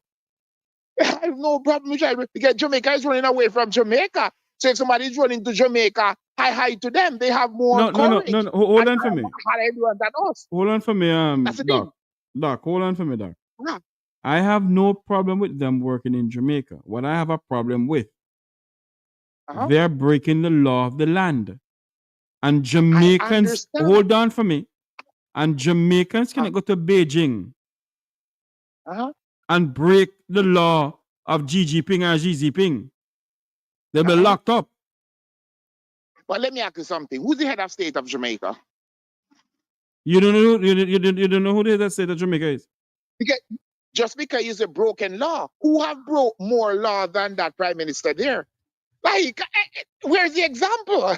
That's my point, you know. All the prime minister know about is breaking the law, destroying the constitution, wrecking it. So if you are the leader, do that. Then if I do it, nothing is wrong. That's why I choose you to lead me. So I follow you. If you break it, I break it because there's nothing wrong breaking it. But you know something to say? We the Jamaican people allow these people to take over the country, you know? Exactly. Because I tell you something. The Chinese has been taking over Jamaica from in the early 1990s. Coming up. Okay, explain this to me. I have a business in Jamaica. A Chinese open beside me. I import, let's say, 15 million goods from China, right? I have to charge income tax and that to pay the government 30%, right? Now, a Chinese import the same $15 million goods, pay no tax on it. You know what happened? They can automatically give you a discount. I have to put on 30% on mine. Let me ask that question. I have to put on Who was the one who gave the Chinese them tax-free incentive? No, it's the PNP for sure. But the point I'm trying to make, sir, is that people don't understand the trend that is in Jamaica and why is it that Jamaican is being pushed out of Jamaica. Jamaican is being pushed out of Jamaica because, listen, if you can buy something for the same money I buy it for, you're beside me and you can give 5% off and I put on 30% without profit as yet. How am I going to stay in business? So when I put on 35% just to get 5% profit, just 5% to pay my workers and everything, right? And a man beside me taking out 5% of the purchase price. Another thing again, sir. What country is that? Another thing again. What country is that? Another thing again, sir. You open a business today, and a Chinese man come to the business next to you. Your own Jamaicans, your own Jamaican start support the Chinaman over you, you know. Yes, and I agree, and I just tell you the reason why they're doing it. Why? Because if I come to buy the same refrigerator from you, and for example, an refrigerator, Chinese selling a refrigerator for 850,000, I have to sell that same refrigerator without any interest for almost $1 million. And I don't make no interest in it, but they can take off the 850,000. They can give you a discount, and I have to sell it for 125,000 without any interest. Hey, there is no way Jamaican can compete when you have to put on in tax on your product, and the Chinese don't have to put on no tax because they are not being charged tax. It's just bizarre. I cannot understand it. Mr. Jeffrey, I purchased some tiles to an apartment I'm doing there, right? And would you believe me that just for one floor, it's like 3,000 square foot for one floor, right? And the total amount that I have to give to the government is almost $600,000 tax on a tile for tile a house. I'm not doing nothing tiling a house. And then I have to pay the tiler. Do you know that the money that the tiler charged me is around 10 to 5% more than what I have to pay for tax? And that whatever country is that? Whatever country is Jamaica is nowhere, as far as I can see. The finance minister run. Why do you think he run? Jamaica is nowhere, Jeffrey. Don't switch the conversation. We're talking about the Chinese nationals who are working in the country without a work permit. Nigel, have you work permit in America? It's all linked together. Jamaican cannot survive in Jamaica. Chinese have to come in and survive because they are the one getting the incentive. They are the one who's benefiting from Jamaica. Jamaican is not benefiting from Jamaica. They are not. So the fact is that first we need to know how did they get in there under one grounds. Well, the PICA have to tell us. Immigration have to tell us what's going on. We never know. How did the Prime Minister get 28 bank account and then take interview the commission to court? Let me tell you something, sir. Let me tell you something, sir. You see, all of us have become a damn talk shop. Everyone away. Hold on for me, sir. SSL, nothing about Hold SSL. on for me, sir. Hold on. All of us has become a talk shop on this and social media. Every single one of them. And you know something? If the people of the country, sir, don't get up and talk, don't get up and do something, this not continue till me dead and gone, you know? Mark my word, because you know why I say it? Wilmot, Mutty Perkins, and Barbara Bluden have been doing this until they're dead and gone. They're born right now. We take it up. And it's the same thing going on. Nothing. You believe in any other modern democracy that you're going to have people working in your country without any work permit, and nobody's is locked up for it. The building is still up and operational. Nothing is being done. Yes, and I am disappointed. I am so disappointed. And I saw a meeting in Jamaica a few days ago, and I saw some people there, which my community, that's my community, and I'm the biggest investor in the community. And I heard the people jumping up for party. And I said, guess what? From I leave there, the community center, nothing is done. And they're keeping neat, and the community have to be keeping on the roadside when the community center is there with a big playing field. And I stopped investing there because I realized that you all are just ridiculous and stupid. Can someone, I offer $10,000. Listen, I offer $10,000 to anybody that can tell me one thing that is done in the community that is not done by me personally, out of my pocket, that is done by a politician, whether PNP or JLP. And I say it is 62 year PNP run in that area. That they have never lose there. And not even water. I say, guess what? What I love for? The road there now. It's in the worst stage in Jamaica. You have to call, sir. Hold on for me. We're talking about the Chinese. We have to talk about that next time. It's all linked. It's all linked up. They good at voting back Andrew again. Just give them 5,000, I give them 20,000. That's my point. This is all connected. And they are gonna vote him back. Mark my word, happen. It's all connected. That's what I'm saying. You have to connect the dot. You can't be arguing, talking every day all over the place. Make no sense. Connect the dot. And don't waste time. You're just wasting time and energy. That's the fact. Because we're going to beat our mouth. Oh, China should not have this. Guess what? Tomorrow morning they got back to work. I'm going to open another freedom. Part again.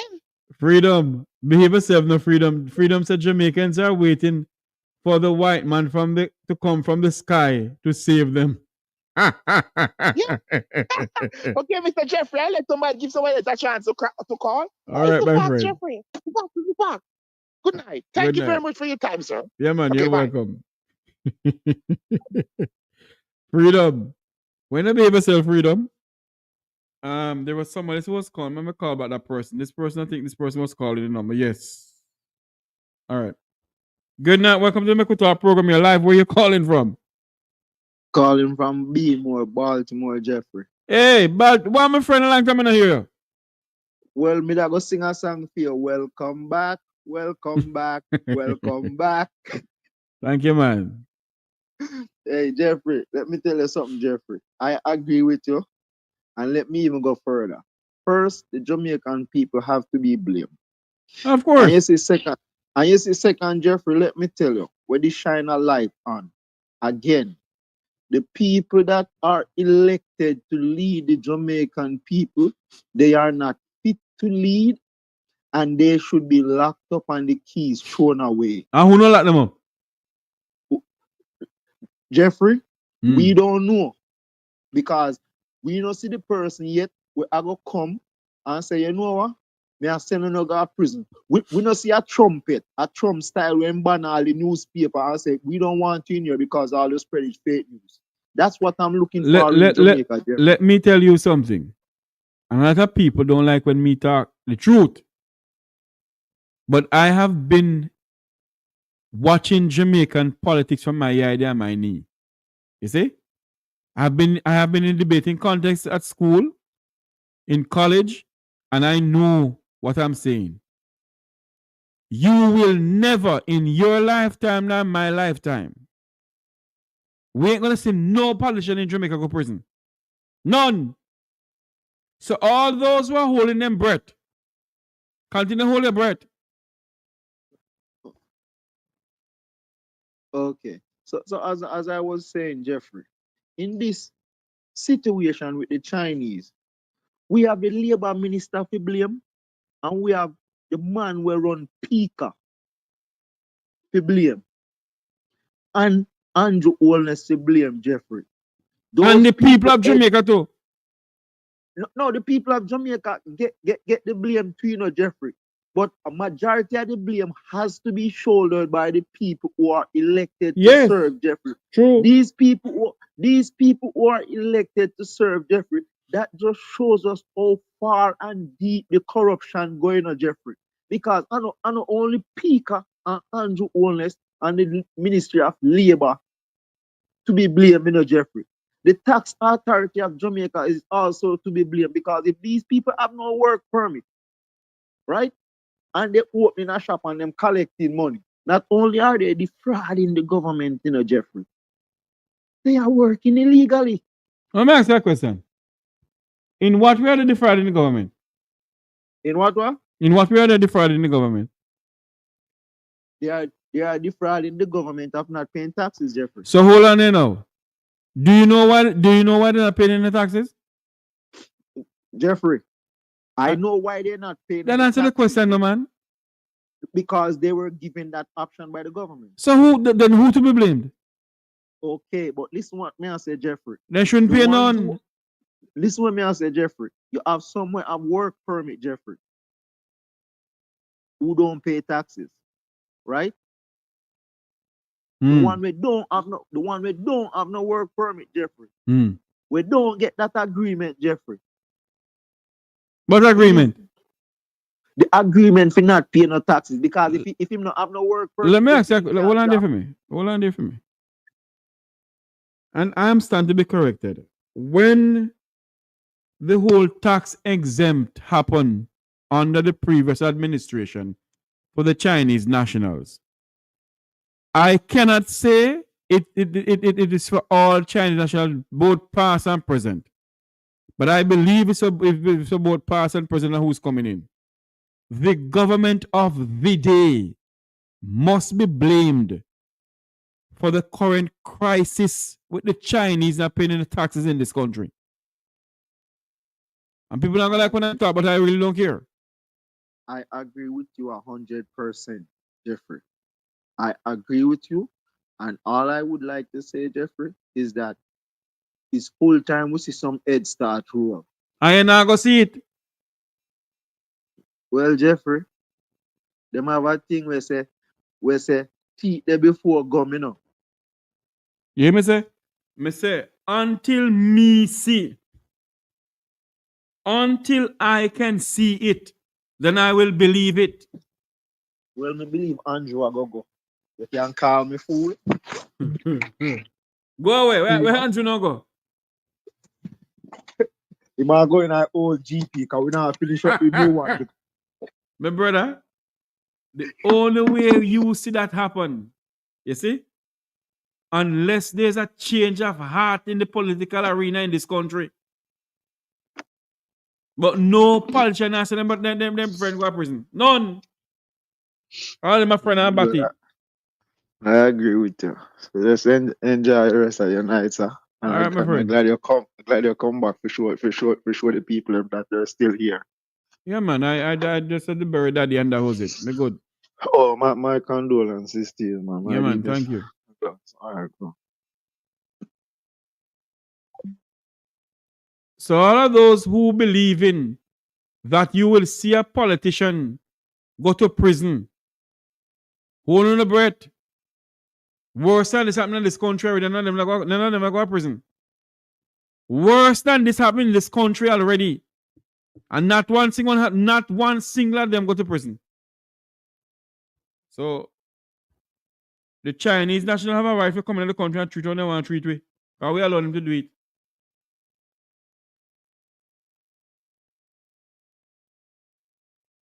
So true, freedom. So true. The Chinese nationals, they get tax break.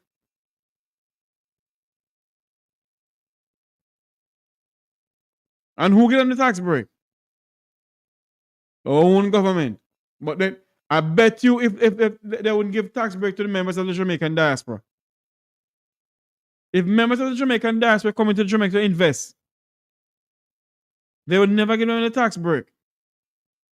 Oh, good night. Walking in divine purpose. Walking in divine purpose. Do you have the One Legal Defense Foundation thing and also the petition? If you haven't put it up for me now, please. I've been searching for it. I can't find it on my own. If I can put it up for me, please. So all of those who believe they're gonna get in, that you're not gonna see somebody go to prison, we'll never see that. The Chinese not gonna come out either because they give them tax break.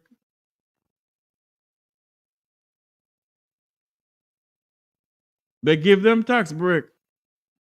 When you have people like them in the country, you think anything gonna happen?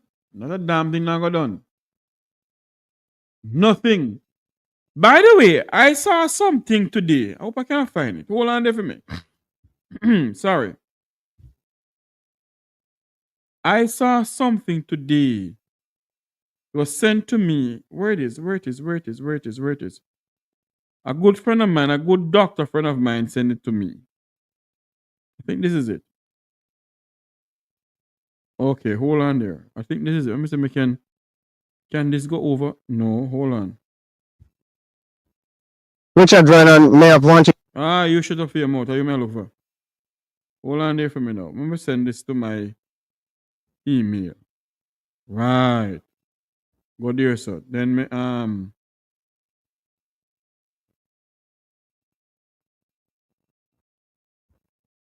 this email, this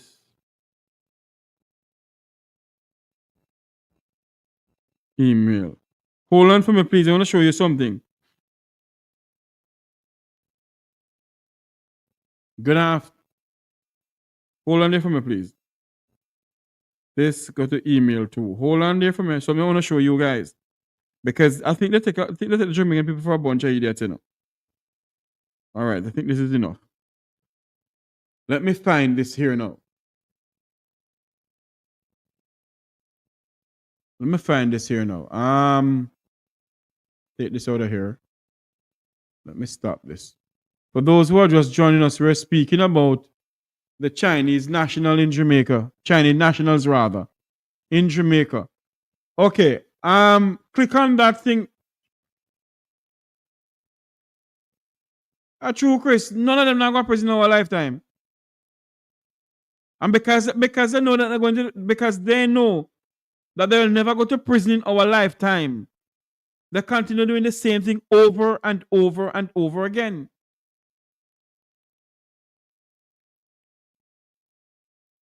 I'm not going to prison.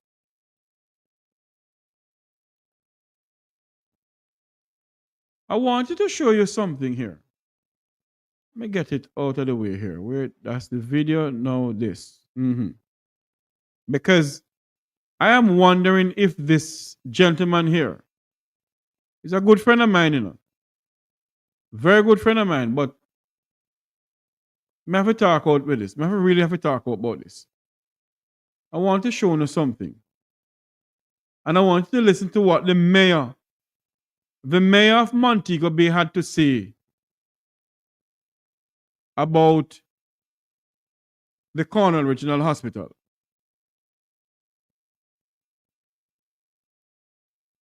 I want you all to listen to it.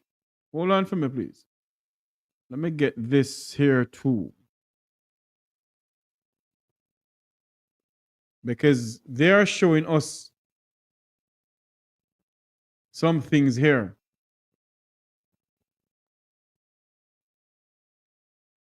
Can I get the other one here up here too? This one? All right. Let me just take this quick break and come back to you. Don't go anywhere, please. Let me just turn off something here in the house here. Bear with me.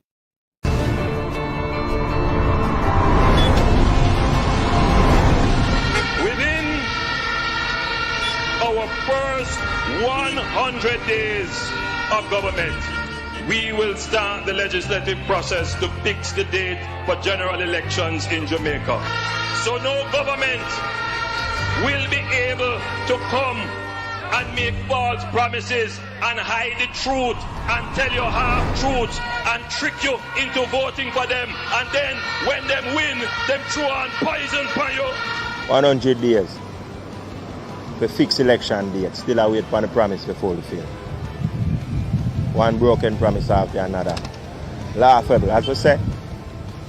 None of your promises are fulfilled yet, boss. So there are we. Within the first 100 days of our government, we will start the legislative process to institute impeachment proceedings in Parliament. This will add another layer of protection of the Parliament to ensure that... Welcome back. I want to show you something here. Where the mayor of Montego Bay said this today about the Cornwall Regional Hospital. Listen to this. Richard Vernon, Mayor of Montego Bay, and I'm here at Cornwall Regional Hospital in Mount Salem. And today we are doing the opening of the administrative area for the Cornwall Regional Hospital. In January, I visited a private hospital in New Jersey, and I was taken aback when I visited today because this hospital, what I'm seeing here today, represents something developed. It represents advancement. And I get to understand that this, what we're saying, is just a tip of the iceberg. It is a represent. A tip of the iceberg. They're talking about the administration part of the hospital that they open up. Is what they're talking about. These things here. This.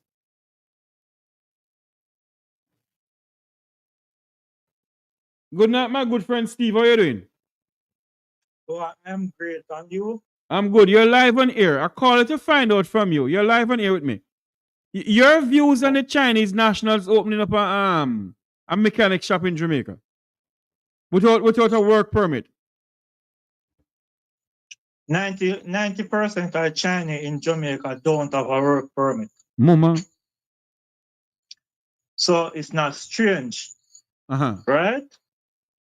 But because it where it hurts most. Yes. The Chinese come to Jamaica and them up in a mechanic shop plus auto parts. And because the big guys who have these big places where people used to come and them get them big money. Hold on for me, Steve. Hold on for me. You're saying to me that they open an auto place too apart from the mechanic shop? Yeah, man. Them have here, what them do is all in one. Oh, Lord. So when you go there and you want anything, them have it to put on a vehicle. You understand? Oh, Lord. So all these birds and this ATL and all of these companies now start feel it. You are in the taxi industry, or used to be in the taxi industry. Yeah. And you have been taking your vehicles to the local Jamaican mechanics. Your views now, where your taxi colleagues, your former colleague, your former taxi, still taxi colleagues, now are flooding the Chinese mechanic store. Your views on that? Mr. Chin. Let me tell you something. It hurts, and it hurts hard. But sometimes it have to hurt, it make people understand. Okay, you have a vehicle. I can go to a garage. When you go there, you see a gentleman come out, and he might be rubbing up him and me go. And then him say him so come, and you sit down there 1 hour, sometimes 2 hours, and you just see nobody come. And when a man come, him do this on him. You understand? But when you carry your vehicle go a China garage, and your one time, then put up the vehicle, 3, 4 Chinese person come. This doing that doing that, this. So the unity what them have out there, it's gravitate to everybody want to go there. And you start to know in a country like we supposed to have one of the best mechanic in the world. Mechanics in the world, yes. Yeah, because we are not united. Others people come from anywhere and do the work and make it more than us. So because Steve, China come, yeah. Go ahead. Sorry, go ahead. All right, look on it. If you have one iron vehicle, you're going to carry go ATL. We're going to carry go to Toyota Jamaica. Yes. We're going to carry go to one Nissan place name. I know what you're talking. Yeah, especially. And when you go there, the money what them cost you, charge you, plus the parts. When you have to buy a part, sometimes you have to source it out of Florida, Miami, Japan, anywhere you have to source it from. It takes you weeks to carry a part and them thing there. If them have it, the arm and the leg what them want, sometimes it's better you leave a vehicle give them. Because them are charging parts more than what the vehicle value. So a Chinese man come down here, them carry down the parts. Them put on the parts same time, them charge you one money. And you drive out the vehicle. And your vehicle don't stay overnight. Overnight. You wheel them check, them balance the wheel, them do this, them run through them service the vehicle, them do everything what I understand. So in other words, Sir Steve, they do a diagnostic test on the vehicle. Everything them do on the vehicle. Today, a very good friend of us was out there. Yes. A lady for the transportation sector was out there. I know who you're talking, yes. And she called me from out there and said, "Boy, we'll get a first class." But because these big guys, them who have all of these places, used to rip us off.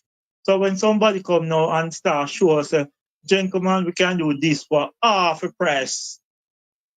Or maybe 40% what these guys used to charge us. They're going to be upset about it. And they're going to do anything to say X, Y, Z. Look on it. Most Chinese stores them out there. The people them what work in there don't have a permit. And nobody see that because it's just a little supermarket or a little this and that. But because these guys own these auto parts place. So Mr. Hessen, you believe that is a person of the Vumva and the Vumva V who own an auto place calling the Labor and Social Security Office for the Chinese? Yes, man. Them find out art. Look on it. It started to the public about a month ago. Yes. And me can tell you, when you look out there, there's a vehicle line up like you're there on the highway and a crash. Some vehicle run off and something, I see a vehicle line up like you're there on I-95 and any one of these highways in America and someone on a vehicle crash. You find out a vehicle there miles away. Yes. So when you go over there, like in the 8 o'clock in the morning, 7 o'clock, not even American embassy have so much line like oh dear have it. I heard, but Mr. Hessen, I heard it's 2 of them they have. They have one in Kingston, one in St. Anne?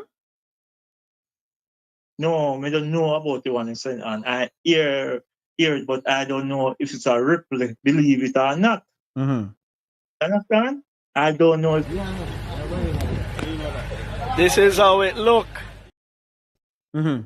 It's hard to believe, and people going to bash me of this.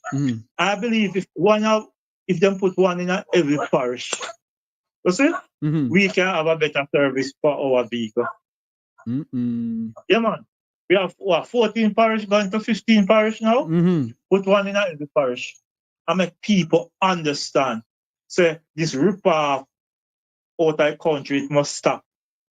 Too much people rip off we in the country already, so it must stop.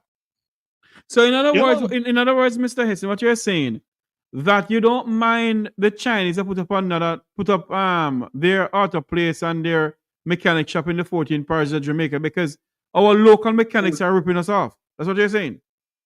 Yes, man. And plus the auto parts. Yes. Plus the auto parts. You understand? 1 month ago, me go to buy parts for my vehicle. And when them tell me the price for the parts, I tell you, I'm going to leave a vehicle game.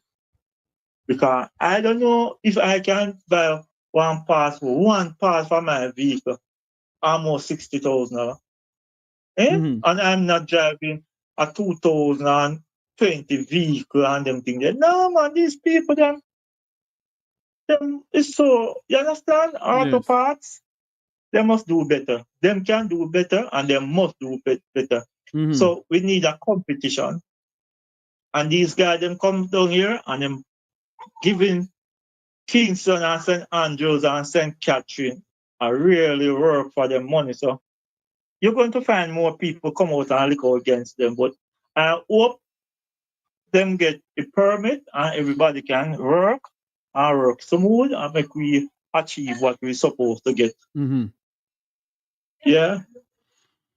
Wow. Steve Hessen. Yeah, man. One of the well-known veterans of the taxi industry in Jamaica, speaking to us about the Chinese working in Jamaica as mechanics. They don't have any work permit. Mr. Hessen is saying that the Chinese mechanic stores are a godsend because the local mechanics are ripping them off. Thank you for coming in, my friend. Okay, boss. Thank you. That's my good friend, Sir Steve Hessin. I wonder if I can get through to another good friend of mine to come on to speak to us about it. See if I can get you another good friend of mine. I don't know if he can come on to speak to us about it. His views on the taxi industry in Jamaica. Good night, Sir Newman, President of the Transport Development Sustainable Services. Thanks for coming on. How are you doing, sir? Not too bad at all. I didn't know I was coming on. How you doing? How you doing? Nice, man. I'll take you off guard, man. Your views on the whole taxi thing, in the whole mechanic thing in Jamaica with the Chinese? Well, let me tell you, and I want to be profound in saying this. Yes. That, and I heard my good friend Steve mention it, that the Chinese coming to Jamaica to do mechanic work is God sent. And I want to speak directly to the sector because I can't speak of private motorists, but for the sector, I think it's a blessing for them because most of them units are down in many instances, many areas. And having the Chinese here to perform surgery on some of these cars, tell you, for 50 persons tell me that, they go to other mechanic shop and they charge them $70,000. And these Chinese are charged up to $30,000. And, the parts on everything at 30%, 40% less. Yes. In normal auto parts place. So I think, a matter of fact, I was trying to go there today. But a little bird told me, don't go because something is happening out there. And of course, I said, I changed my mind. But I think that the government of Jamaica will do what is right and provide the permits for these workers, whether it's 10, 12, or 13, as I've heard, and allow them to continue to work and have them, as I said to Mr. Hessen, have them working in all parishes, right? And bring out the parts, set up their own part shop. It's unfortunate that we have to be saying this because you have some excellent Jamaican mechanic. There are some mechanics out here hold on for me, who we can Newman. trust. Hold on for me, Mr. Newman. Yes. Mr. Hessen is back on the line with us. So I have Mr. Hessen and you online now. Okay. You can't put two bulls in the same pen, So, Steve. Yeah, but hi, Steve, how you doing? But as I was saying, that we need to have these guys all over the place because it's like our road construction. When the Chinese put 8 inches of asphalt, they put 1.5 inch, and within a couple of days, the thing crack up. Look at the center Thomas our road construction. So I welcome wholeheartedly these Chinese in this mechanic shop, and I'm saying, have them in Motorists, have them in Montego Bay, have them in St. Thomas, have them all over. We have over 700,000 vehicles in this country, and they have to go to the mechanic at least once per month because most of these cars not good. It's very second-hand cars. So Mr. Hessen and Mr. Newman. Mr. Newman is the president of the Transport Operator Development Sustainable Services, and Mr. Hessen is the president of the Is it One Voice, Mr. Hessen? No, I'm not president. I'm just a leader, one of the leaders for the people via transportation. Yes. Oh, but let me ask you this, Mr. Newman. In other words, you're saying that the bus and taxi operators now can feel I can save back something in their pockets then when it comes on to the Chinese mechanics, eh? Absolutely. They can save a great deal. A matter of fact, it is reducing their cost to repair, fix their vehicle by at least 30%. Right? So that should be good for them. And I think they are sopping it up. I heard Steve say earlier on that my former vice president was out there this morning. And if a lady of her caliber can be in the line out there, you must understand. And then something is going on good out there. And so I'm urging the minister of social, what's his Labor and Social Security. To move with alacrity to ensure within the next couple of days that these guys have their permits and continue to serve the public. And it's a serious matter, you know. A serious matter. But Mr. Newman, don't you believe that Jamaicans in a whole be saying, how is it? Because if you're going to the Cayman Islands to work, you have to have a work permit. And don't it look bad that you have people from other nationalities coming into Jamaica without a work permit? You and I can't go to Beijing and work without a work permit, you know, sir. You know, Steve, you know, Mr.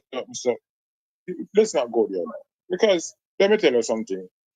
This country is full of cat and mouse, all sort of hanky-panky. Can we clean it? I don't know. The fact is that we know, I personally know there are several persons in this country without work permit. We can't go nowhere without work permit. There's especially Chinese people. And if the media who mess up this one, do a thorough research of the Chinese out here, whether they have you can find hundreds of Chinese out here without work permit. So it's a can of worm open up now. I can bet you in the next couple of days you will hear about other entities with the Chinese without work permits. So, Mr. Because Mr. Hessin, because this group. Okay, go ahead. Mr. Hessin, so do you believe right now, Mr. Hessin, that would this be a 9-day wonder, or would they continue to find out if there's people in here who don't have more work permits? Jeffrey, yes. One thing I would like to say, I will urge the minister to let some of our mechanic them go over there and learn a skill. I would like the minister open something like an art program for a mechanic where Chinese them go same place over there and them teach us how to do it. Because it's Steve, and I want to listen, I want to disagree with Steve a little bit here. And as I said earlier on, we have some of the best mechanics in the region right here in Jamaica.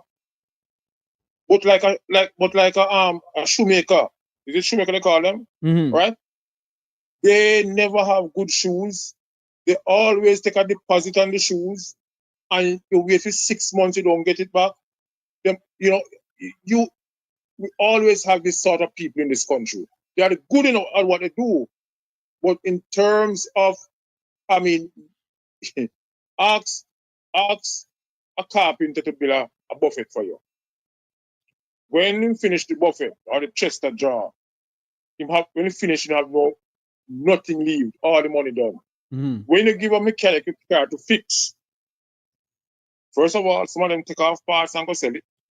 And put them back on whole parts and say one parts. Some of them take a deposit and 2 deposits and 3 deposits until they say it costs more. We're talking about people talking about building and cost overrun. There are some mechanics like that. Cost overrun. I am saying we have some of the best mechanics, but that big but is there. They need to respect people and we have to work hard for money. Don't play with our money. These guys come from China. They are bigger fans. They have the machinery too, which is important. Right? They hook you up and test you out and then fix you within a couple of hours. Right? That's what some of the local mechanics don't have either. So I'm not gonna kill my local mechanics. I'm just saying that they need to be more honest with the service they provide to the Jamaican people. Mr. Hessin, your final where we can go. What about Sir Newman? If some of our mechanics go over there and learn a principle, or them go ahead and fix the vehicle very quick and everything, you don't think it will be better off for us? It's a learning process for us. China is a perfect country in terms of these type of things. They're good at what they do. They're good at their craft. So I'm not going to dismiss the fact that we can have some other guys go over there. But what I'm saying, Steve, we have some excellent guys out here too. Yes. But the discipline and the work attitude and so forth is important. We learn that. And we teach that here too, you know. At our school. But Mr. Newman and Steve, we also must remember, you know, that some of our own people go hold the mechanics and not pay them and go to the mechanic shop, you know. They can't go with the Chinese them no and the money though, you know. No, they can't help you up front. All right, and that's a fact. Jeffrey, look on this. Look on the highway. Yes. We have some of the best persons them can work on the highway. Yes. And when you give us highway to do, the people them who with the Jamaican them don't do it work good. But since the Chinese take it over and the Jamaican them working with the Chinese, the same Jamaican them working with the Chinese, them give us the best work. So in other words, what you're saying then, that one of the stipulations that the minister must put in place as Minister of Labor, said to them, say, okay, I will grant you the work permit. I grant you 5 work permit. And you take on 5 Jamaican mechanics to work with you. Eh? But even 2 Jamaican, I give you 5 working permit, I take on 2 Jamaican. Same like how the highway, people stand up and they go them and miggle and waste hours on it. When they're working with the Chinese, they work very good. So if we have a mixture with the mechanic out here with the Chinese mechanic, everything can work good. Notice, anything we have out here to do and Chinese or a white man come and be a part of it, we get better results. It's hard to say. All right, gentlemen. I am just giving thanks. I'm just giving thanks to these Chinese that start this project. I hope the government will give them the proper documentation that will continue, because the transport sector need people like those right now to assist us. Sir Newman, last thing. Can we ask the minister to put one of these garages in every parish? Well, he's not the minister. The minister, is really Chinese. But he the minister has to give us the okay. He can give a suggestion on it. Yeah, he can give a suggestion, but ask the Chinese to see what they can bring in other people to set up other shops. But I don't think you want to get there. I'm gonna run from you guys now. Emergency call is coming in. All right, Mr. Newman, President of the Transport Development Sustainable Services. Thanks for coming on, sir. Thank you very much, Steve Hessin. Okay, boss. Thank you. Wow, let me call back this person who was calling us.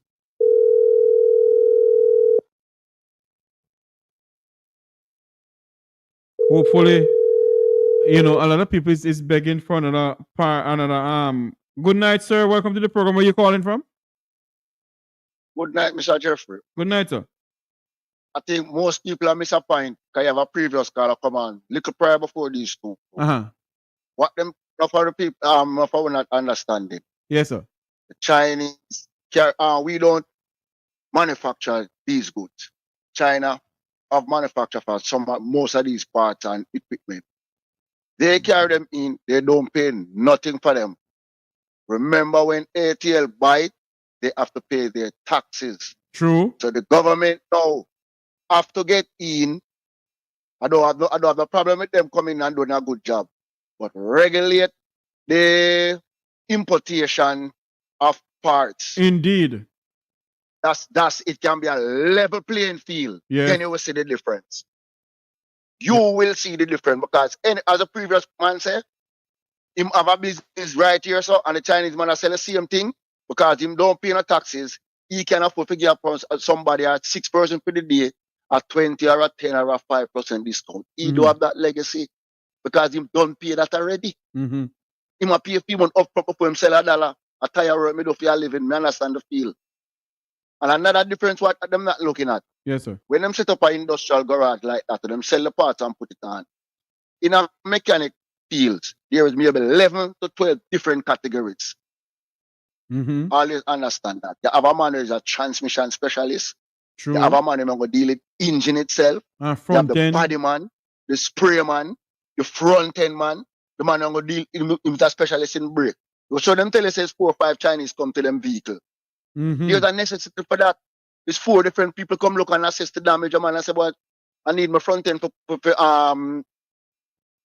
do whatsoever. The front end specialist come and him call maybe 2 man and 2 man him say pull it up and pull it down and then it must set or put it on the whatever machine or them come in the direct machine. These mechanic here, we not get them facility there because a man you think it's easy for buy one. One of the diagnostic machine. It's Them not expensive. use it though. This is very expensive. And when you buy it abroad, carotene again pay 1 bag of money upon the wharf. So you go want back your service. So the government have to step in now and make it be a level playing field. So we must put 14 of them in every parish. So what about the man who have him graduate that do good work all along and they are serving and now ripping off? They make it sound like every mechanic in Jamaica they are rip off people. And I say it did go. Things up there, the price them up there. When them that's why most mechanic tell you say, go and buy the parts and carry it come and I will charge you 5,000, 2,000, 3,000 to put it on. Make you go know the price of the things them too. I know say them expensive in the place. So get the field regulated. When them carrying a shipment, all right. You as a businessman, I used to work with some Chinese long time in a wholesale. And them teach me a thing them quick sale, small profit. Yes. You sell him things wholesale. So when you see him coming with Grace Kennedy truck, bringing a house of bringing 1 trailer load of rice, before the week done and his trailer load coming because he must sell, the man come buy 10 bag, half bag, 3 bag, because him can he'll sell it at a price, because him get it at a price, because him buy it in a quantity. When them do that and them carry on a trailer loader, just like what the rest of them do. When them carrying the trailer load of things, one man carrying fridge, one man carrying TV, one man carrying that and then split up. Them not paying not much feet, you know. Them not paying not much feet, so them can't hear if to give you discount. The little man we have to pay him taxes and pay him wharf money and all them things. Him not gonna have that legacy there. I understand everybody plight, but them to look up on a level playing field which where them have the great advantage over that. Let me ask you this question though, caller. Let me ask you this question though. Your views on them working in the country without proper documentation though? No, me not really join that one them. If I go somewhere else, them are going to kick me out of the country. And not really proper documentation too. We need verification so you qualify to do the work. True. You understand? There's no qualification there. Some of them, yes. Some may come in as a tourist, but him is really a mechanic. But him couldn't get out. Them know say him not get the work permit. And them know why know say you come do the industrial work as a mechanic.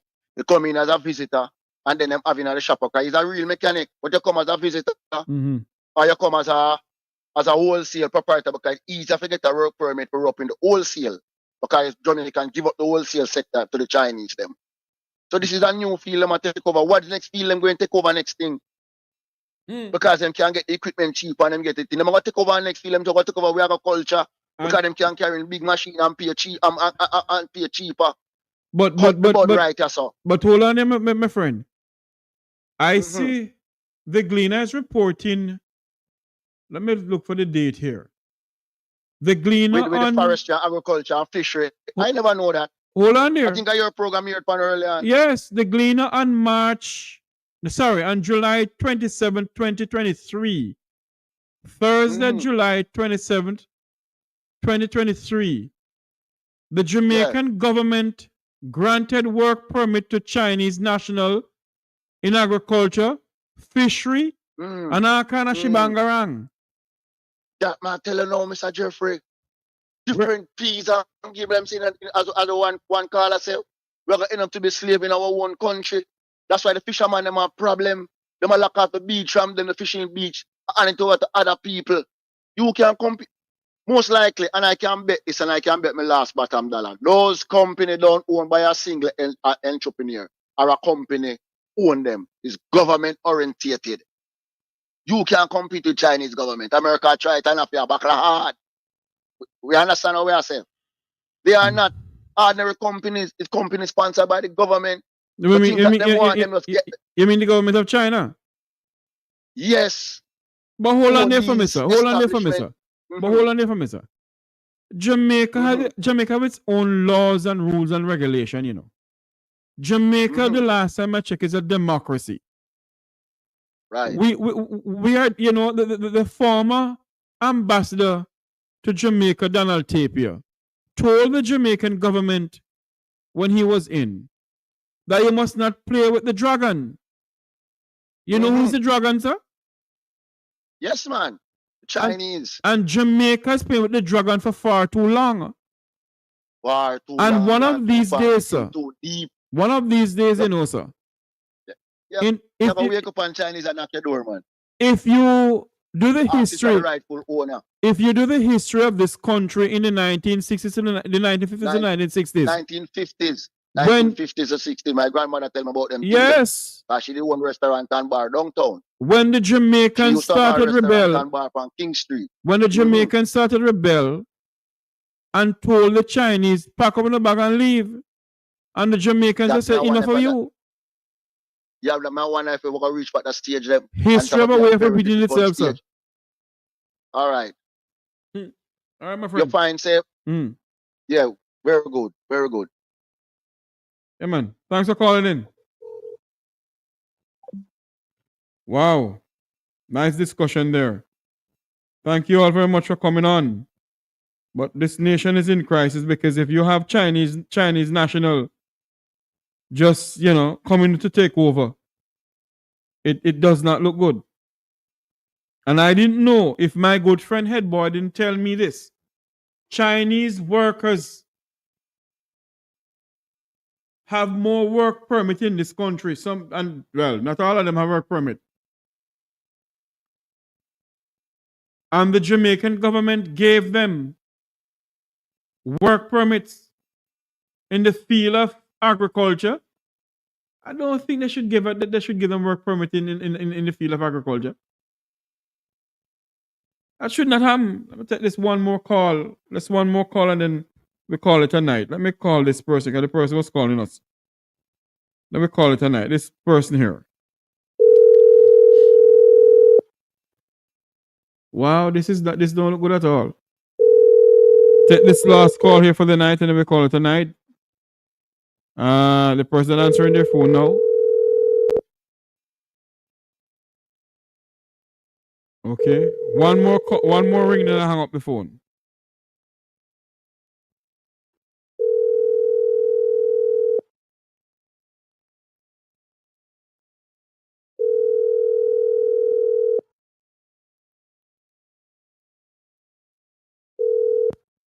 Okay, are we trying to call back the person, but the person not answering? Oh, here it is. Good night, caller. Welcome to the program. You're live. Go ahead. Good night, Mr. Jeffrey, and to your viewers. Hi, everyone. How are you doing? All right, this situation, for me, I am big on my country. I don't care if I sound selfish, and I'm seeing where even in the chat room there, and Kimon said something great, and I'm a business person, as you know that. You cannot mark up the way someone else bringing their items. You don't know where they're shipping it from.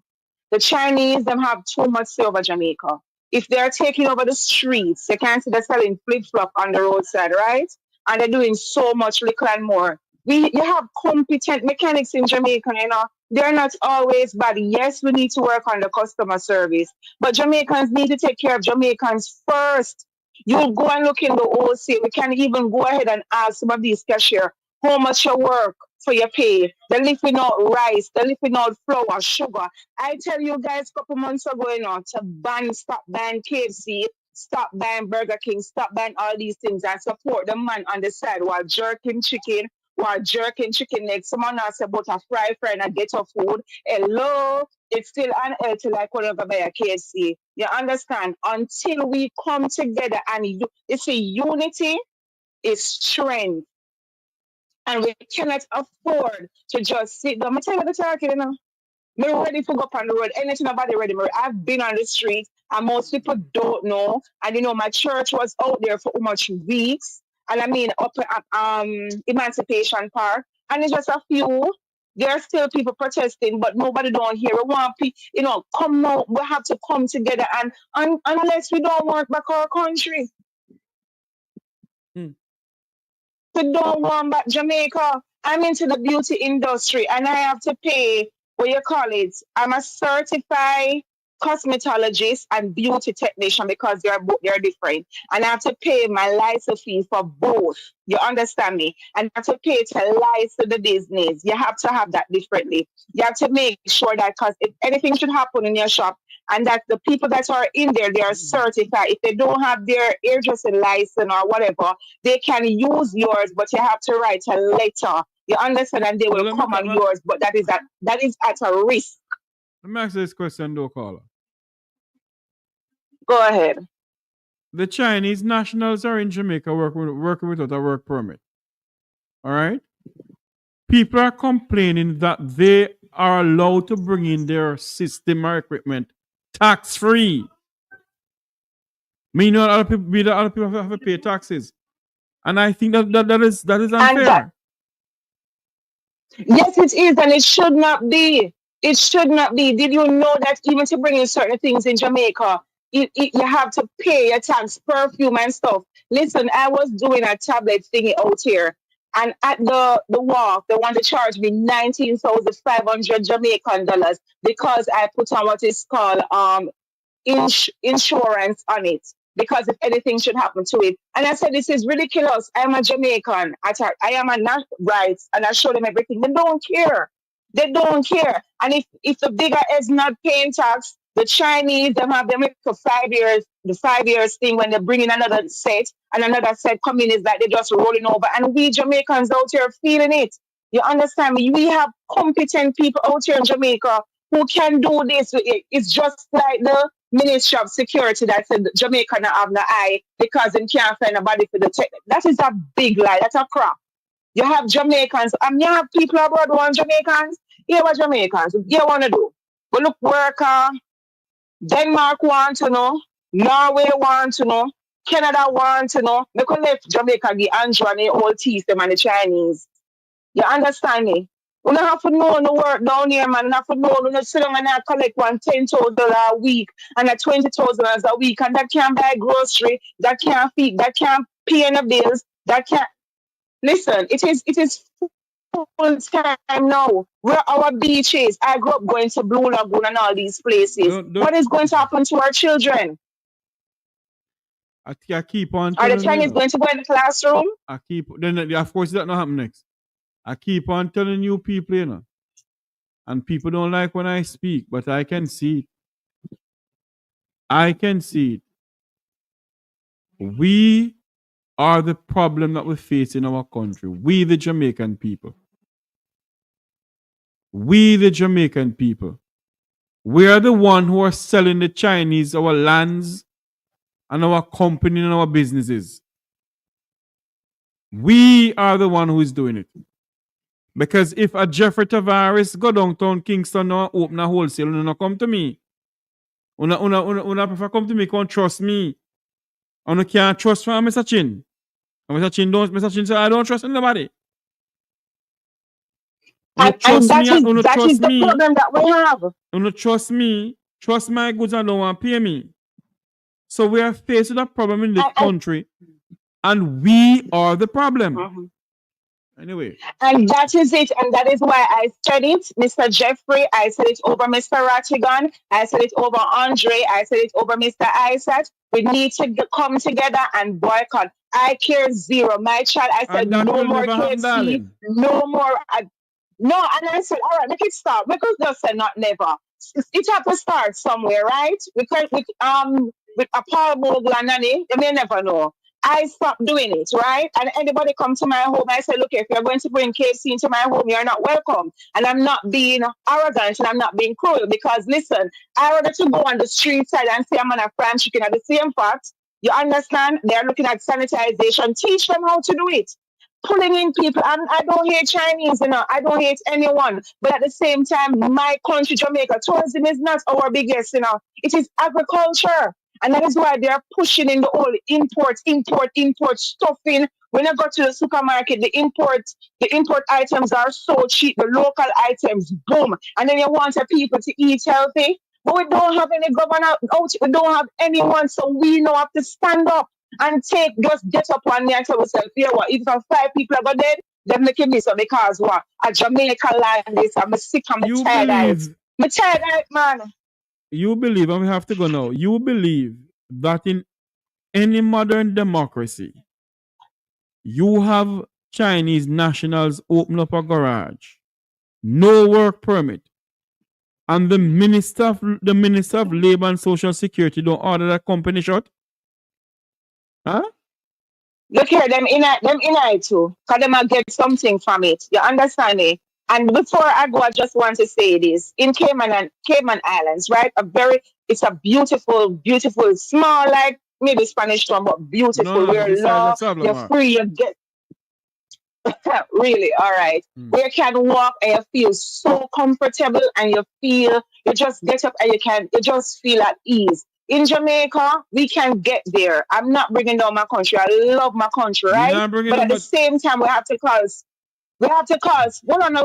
spade a spade. We have to clean out the wax. We have to clean out, like you clean your fridge. We have to clean out some of the bad, take out all of the wheat, them, right? But at the same time, we don't need Chinese to come down here to come show you how to fix one car. You can go one mechanic down the road and then charge you $50,000 to put on that. And you go on next man and then charge you 60. You don't know how the man bringing in things. That is what people fail to look at. They fail to look at, listen, people have to do their markup. Yes, you have people like everywhere, but Chinese, them, me not speak Mandarin. I only speak English, Patois, and Spanish. I'm not interested to speak see, Mandarin. mommy.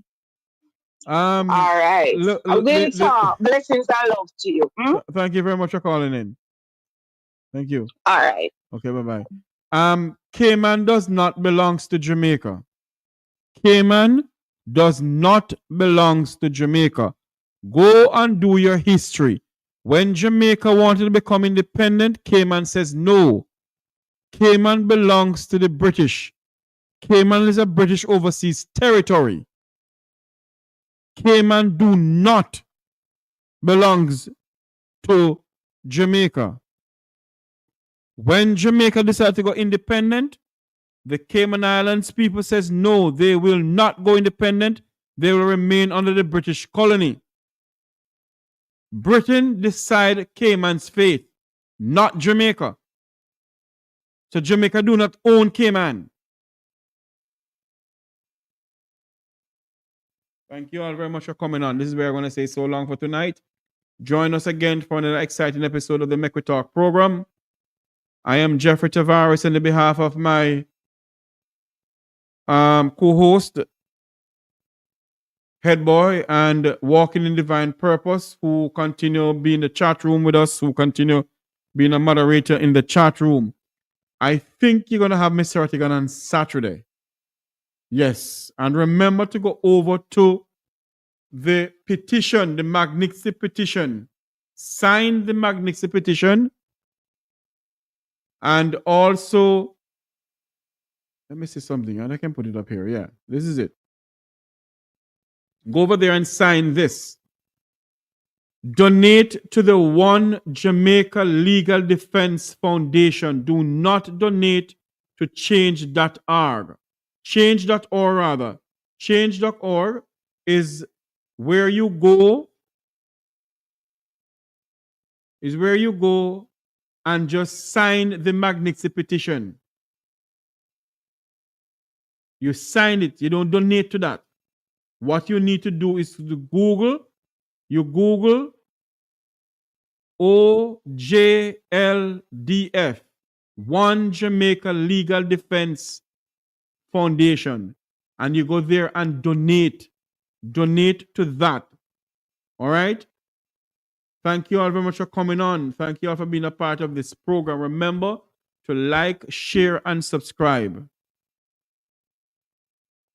It's in the chat room. See, it is. It's in the chat room. What should I post in the chat room? That Jamaica don't belong to the Cayman Islands? That Cayman don't belong to Jamaica? Go and Google it if that's what you're talking about. But you're talking about the Magnics, the Act, and so forth. It's already posted in the chat room. It's there. It's posted again. Anyway, this is where we're going to say so long for tonight. It's been an exciting episode of the Mek Wi Talk program, but we have to go to our bed. And, we are going to come back with something exciting for election 2025. Hopefully it will come through. We are working on that. Going to cost a bit of money. But I have to take that out of my pocket because I'm not going to come beg nobody nothing. So when you beg, you don't get. So me not beg a soul nothing. Nobody feel like donating anything to the program, they can do so. If you feel like donating to the program, you can do so with the Zelle or the Cash App. That's run across the screen there. Let me take it out of here and put it in the chat room. If you feel like donating to the program, you can do so by Zelle or Cash App. But I will not come over here begging anybody anything. I'm going to work on something to get the program up to a different standard that I want it. It's going to cost a bit of money to do so. We're also going to try and get the live coverage from the Electoral Office of Jamaica on election night. That is going to cost money to do that because I've already spoken to somebody there and they're going to cost money because they were selling their feed on local government election. Hopefully they'll do the same thing on this one. We're not sure. But there's some stuff I'm going to do to try and get this thing up and going. If election night is on a Wednesday night, we go over to Mr. Rattigan's program. If it's on a Monday, Tuesday, or Thursday, or whatever, it's gonna be live on the Mek Wi Talk program. Okay? So it depends on when they call the election. But Jamaica Decide 2025 live coverage will be on the Mek Wi Talk program right here. It's also going to be on Jam Talk Vibes Internet Radio Station. That is going to be up and going also. We are working seriously and to get that radio station up and going. It has been dormant for a while. That internet radio station has been created for a long while now. And it only broadcast for maybe a year and that was it. Because I didn't have enough time. I didn't have the equipment to do certain things. So we are working on that also. And we're working on so many other things. Walking in Divine Purpose. She has been a great tower of strength to this program. And she's going to kill me because she sent some stuff for me to do. And I know I don't do it. But you know, so life go. I'm going to get it done. So remember to join Wilfred Rattigan on Saturday for Revisit Rattigan at 3 o'clock. He will be coming on with some exciting topics. He is doing okay. He's doing good. He'll be all right. Just continue praying for him. Continue to pray for all of us on our programs here because it's not easy. It's not easy for us to come on and, you know, do all the technical work and then come on and speak about it. Sit down for how many hours to speak about it. It's not easy. But what to do? What to do? Thank you all very much. Freedom! Why you always keep this program going. For all the students in the chat room, thank you all very much. Grace Levick, thank you very much. All of those in the chat room, thank you all very much for coming on. May God bless you. And may God continue to bless our island home, Jamaica land we love. Have a great night, everybody. Remember to like, share, and subscribe. Like, share, and subscribe to the Mek Wi Talk Jeffrey Tavares YouTube channel. Good night. Have a great night, everyone.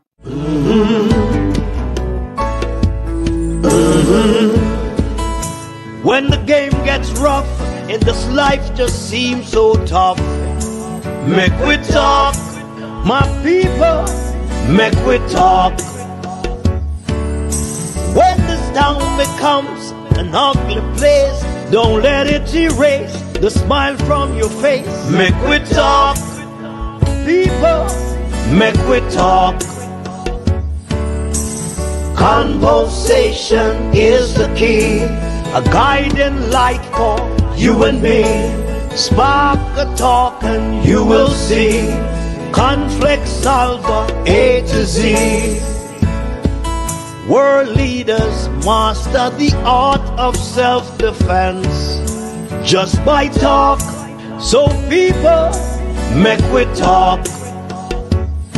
Hey, we're living in a world that on ourselves we must depend.